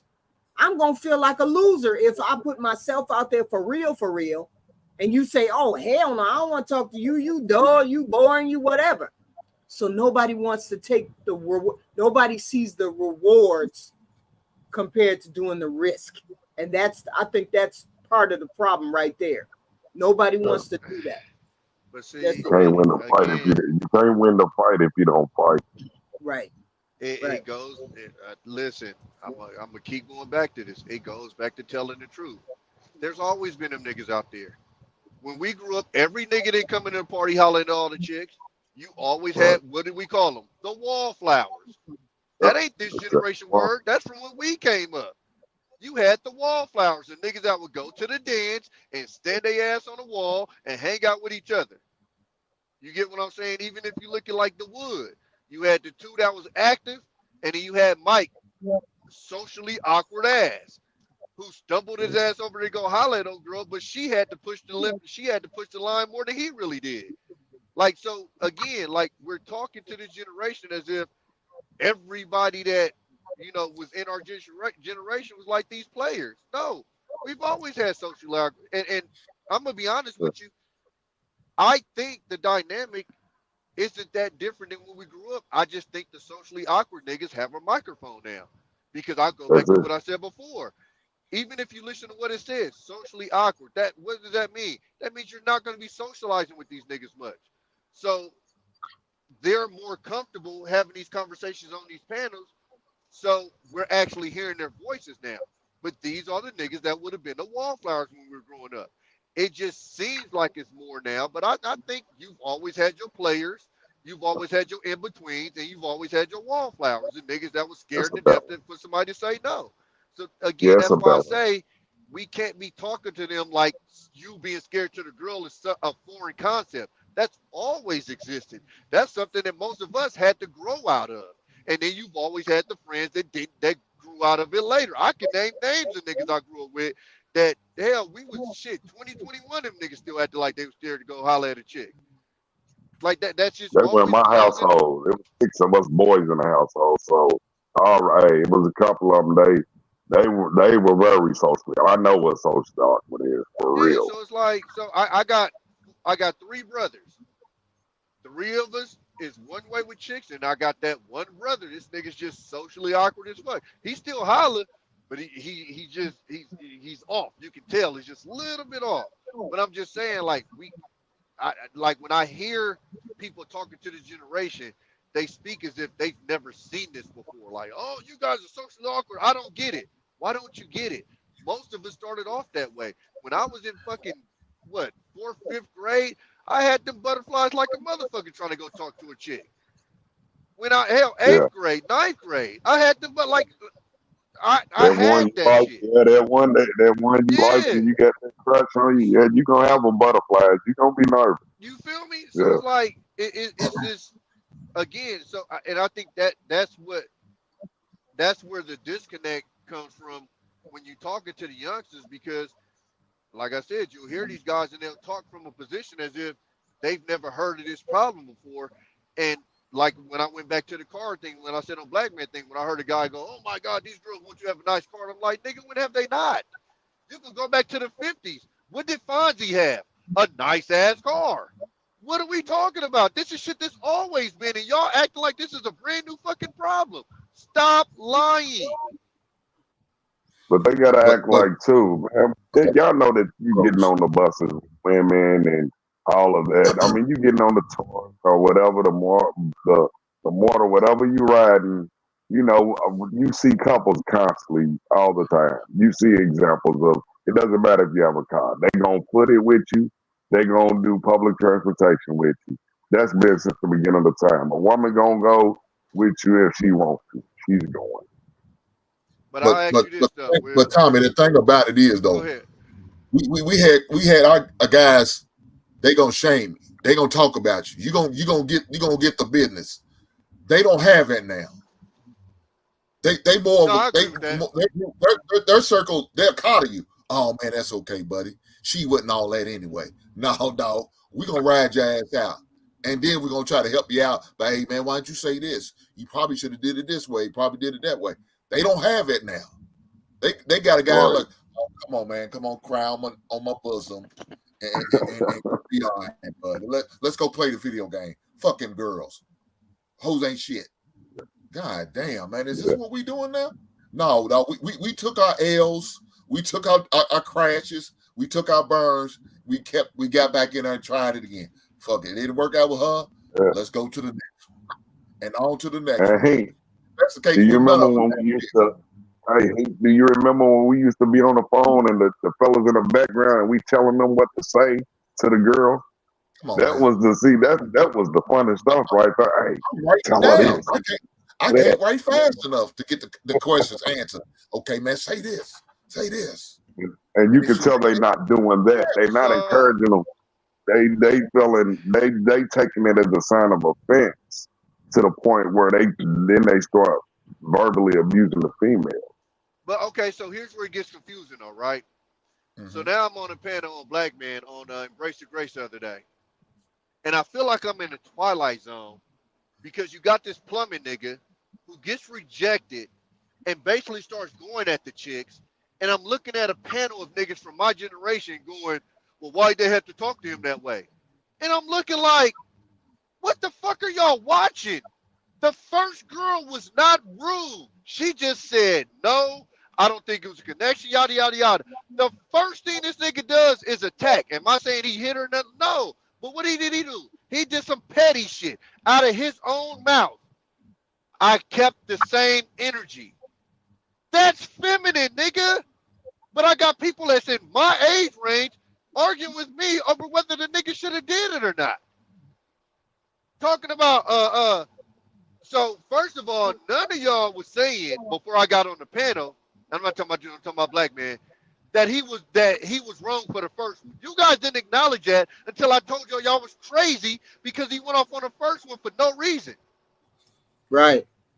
So like what you was just saying, Hank, you used to take your L and you kept it moving. Right. We're watching a nigga that's younger than us, because I believe you said he was like 29, that took an L, and instead of keeping it moving, this nigga's up there arguing with chicks. Where the fuck they do that at? And so then I look at a panel full of motherfuckers that I thought was from my generation talking about, oh, well, what about what the women did? What the fuck? A woman don't determine my behavior, my guy. Like, what are we? Oh, so they get to do this and he doesn't? Hey, my G, you're not gonna make me act like a woman. Period. That's why I'm a man. Right. So why am I having this discussion with grown niggas talking about why he had the right to act like a female because the females acted like a fucking female? and we wonder why this next generation is so confused. Right.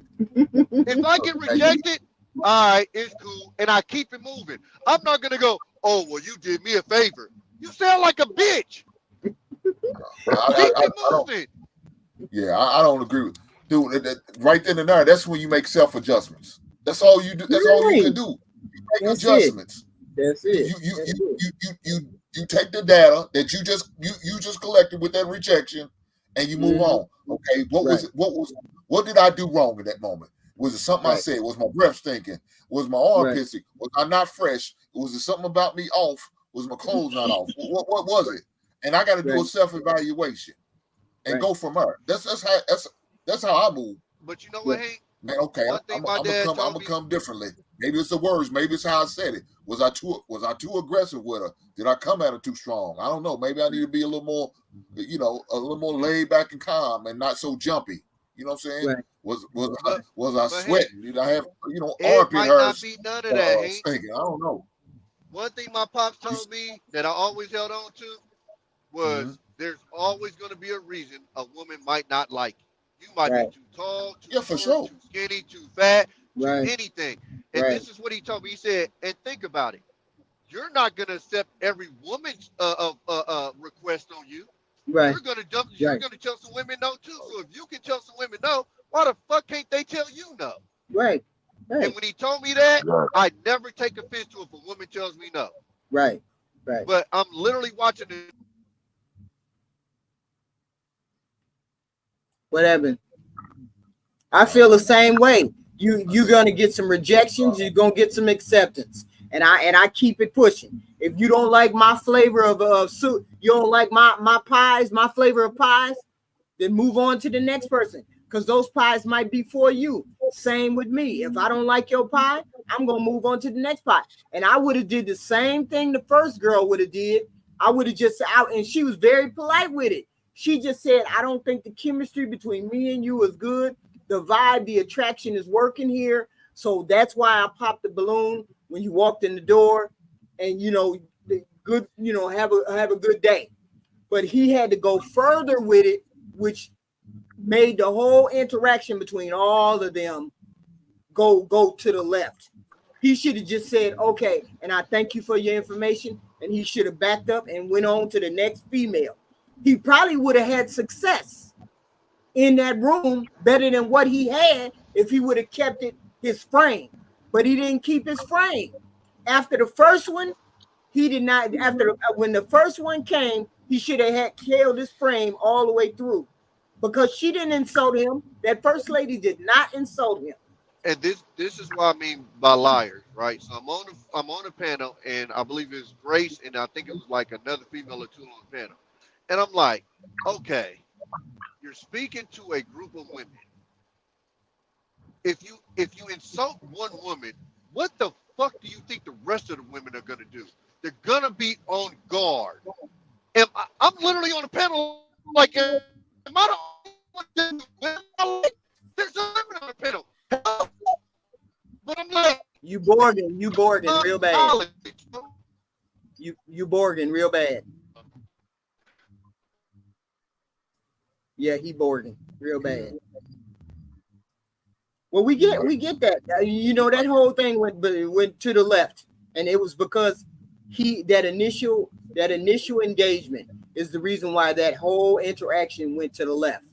When he said that to that first lady, now you already knew the rest of the panel was gonna be against you, because if you insult one woman, the whole panel gonna be like, dang, I can't even talk to this man. He's saying something weird. And she didn't even say anything out of pocket. She just said, when you walked in the room, I could tell that our attraction was not going to be there.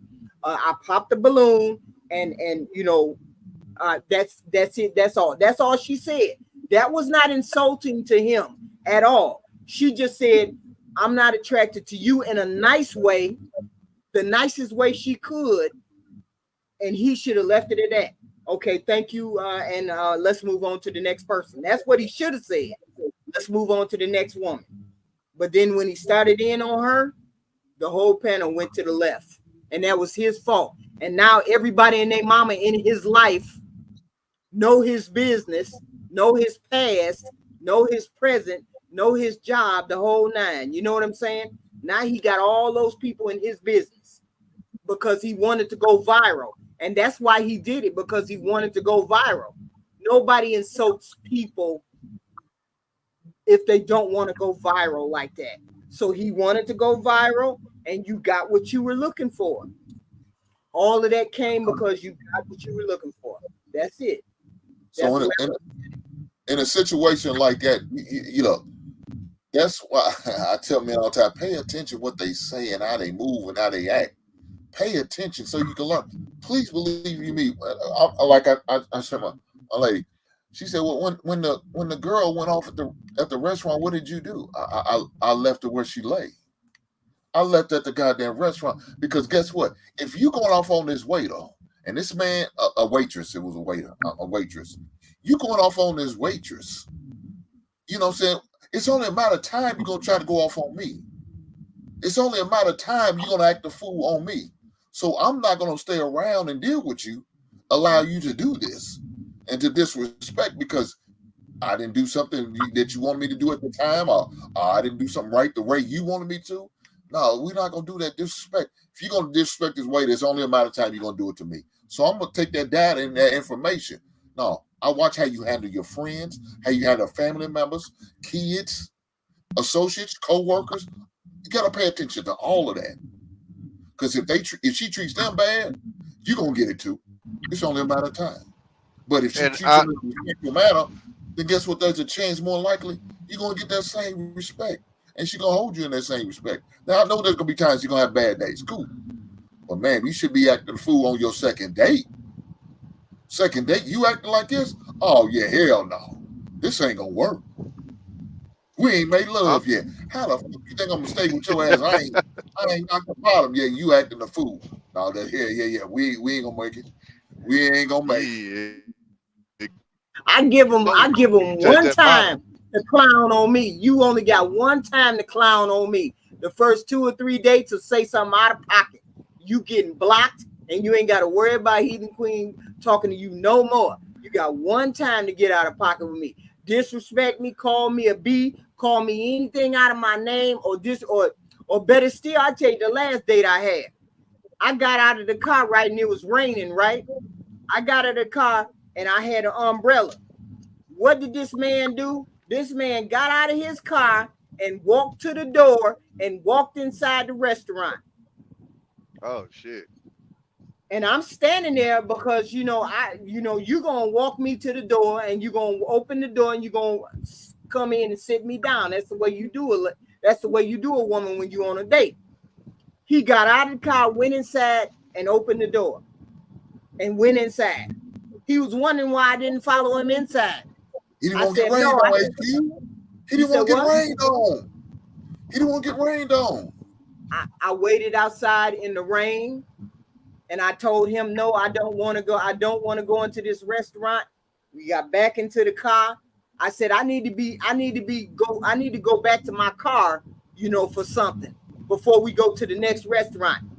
When we got back to my car, I got out of his car, got in my car and drove off and never saw him again.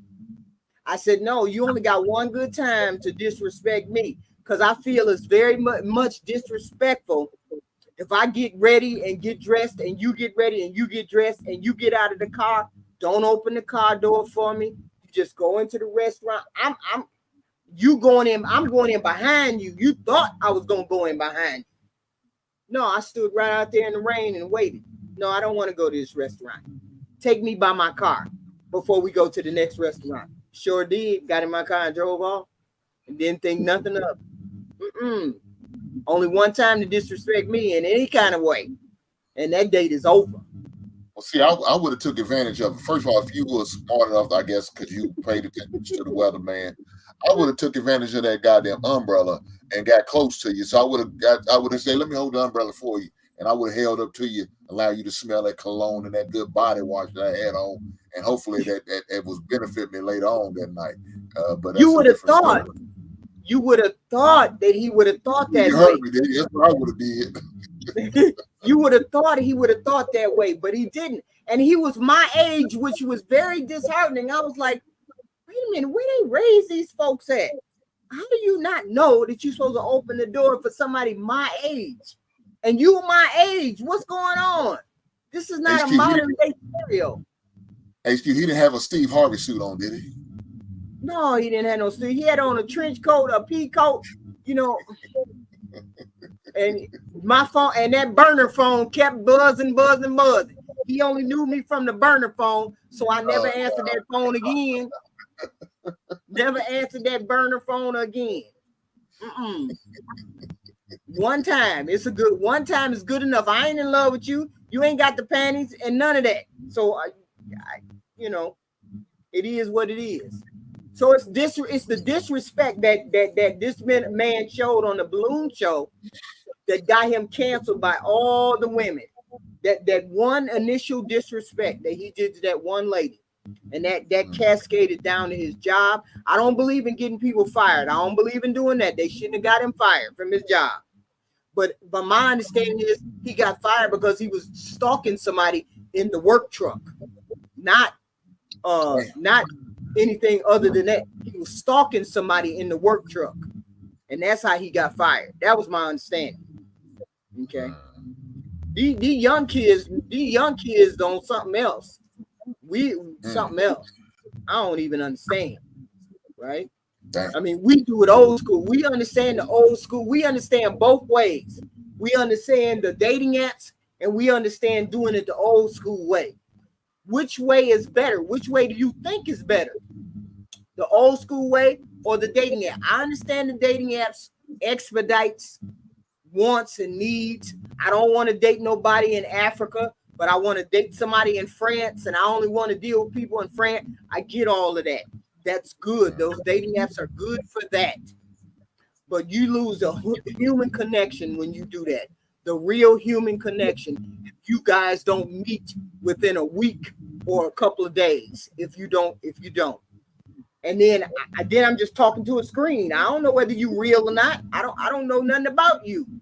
You could be a girl on the other side talking to me like you a guy. So that's why it's important to meet that person in person within a week so that you can toss your hands of that person if the chemistry is not there like it was on screen. And I think that's what the young kids are missing these days. They see a person, I like that person, let's hook up, and then that's it. You don't know whether you like that person beyond the sexual if you don't take the opportunity to go further than the sexual component, right? Because there's a lot of people think just because you're sexually attracted to a person means they can't be anything other than a sexual attracted person or a person that I want to have sex with. A lot of people, that's how relationships start out.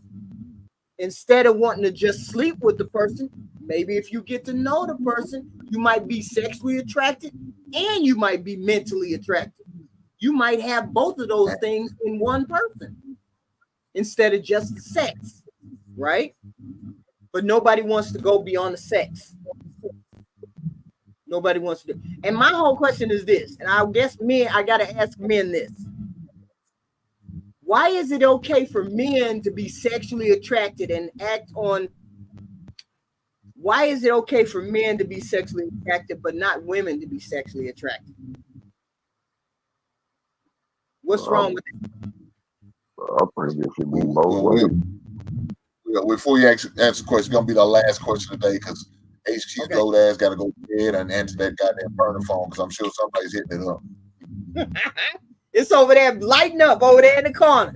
It's over there lighting up in the corner. I know it is. Every time my eye go over there, I'm looking at that phone light up over there. I know it is. So I ain't fooling with them folks. I'm gonna let you answer the question, and I'm gonna end it off on answering HQ question. But go ahead, Will. I think it should be both ways. I mean, that's what it's about. It's about a man and a woman, so it should be both ways. What's wrong with us both being attracted? I don't Maybe get that. A better question would be: do you think a lasting relationship can come out of a sexual relationship? Yeah. What do you think, Hank? I think it can. It's probably going to take a lot more work, a lot more effort, because now you got to get past just the physical. Because now you have to learn this individual other than just learning her body or learning his body. You got to learn him as a person, and you got to look past, like I said, just the physical aspect of it. To the point where you might even have to go abstinent for, say, about a month or so just to learn that individual, get to know that individual. Because, with the situation like that, you got to train the person you're going to be with. I had to train my woman teach her and show her what I like, what turns me on, what doesn't turn me on, what I'm into and what I'm not into. So that's all part of it. Right. As a man, that's part of what I had to do. And so to just basically just operate just on sex and all of a sudden you get trying to turn that just sex into a relationship, it's gonna be tough. It can be done, but it's gonna be tough. Right. And that's the problem I have with the young generation. They only see the physical, they only see the sexual attraction. They never think beyond that. Why don't you think beyond? Why don't you think because you're just sexually attracted to this person that maybe something can develop out of that? If that's all you're going for, if that's all you guys look for, but you really want a relationship, why not think beyond that sexual component after you've initially satisfied that sexual component? Can you have a conversation with this person? I mean, if that's the time y'all on, because y'all seem to be on that time, kids seem to be on that physical, it's just physical. Why not go the step further and see maybe this person has a brain too? And maybe you can have a longer lasting sexual relationship and be interested in them mentally too. I mean, maybe that's a way to get them to date beyond the sexual. Maybe you need to think about that. If that's your time frame, sexuality and getting sex is your time frame, maybe think beyond that. Oh, okay, I done had sex with her, sex is good. Well, let me see, maybe she got a brain in her head. Maybe she got her head on straight a little bit. Let me hang out a little bit more. You know, I don't know how we can get these young people to do it, to get into relationships, because they want is hookups. How do we get them into relationships and want to have a relationship? That's the only thing I can think of. Maybe go one step further and think maybe this person has a brain, and let's see. Maybe we need to not have sex one time and maybe have dinner instead of having sex. Let's have dinner and talk. I don't know.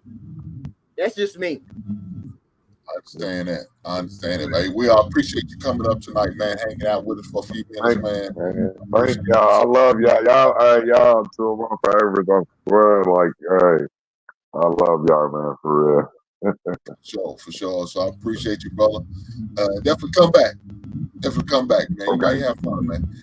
I think AC might even come back. You know, see, it's the second time over. She might make it 3 times a charm. Who knows? You never know. I'll come back if you ask me. I will come back. Okay. And I thank you for having me on the stream tonight. Thank you very much. I'm gonna watch this presidential debate and then hit the hay. I know that's right. You take care of yourself. Be good. All right, Will. Be easy, big brother. All right now. Guys, I had another beautiful night, man. I appreciate everybody that came up. I appreciate everybody who participated. Shout out to HQ for being a good sport coming up. She didn't win too much. Not too much. Just a little bit. Not too much, but we had fun with it. You know what I'm saying? We had fun with it. So another successful night of books. I know it's not on my normal Wednesday, and that's okay. Like I said, I was on Hamp Show on Wednesday, so I had an event to do prior to that, so I wasn't able to do my regular time slot. So I said, all right, I don't want my folks to go without having the show, so I had to make sure I did the show today. So I had to make the proper adjustments. But with that being said, I appreciate you rocking with me tonight. Everybody who donated via Super Chats, thank you. Everybody who decided to show up, hopefully y'all hit the like button.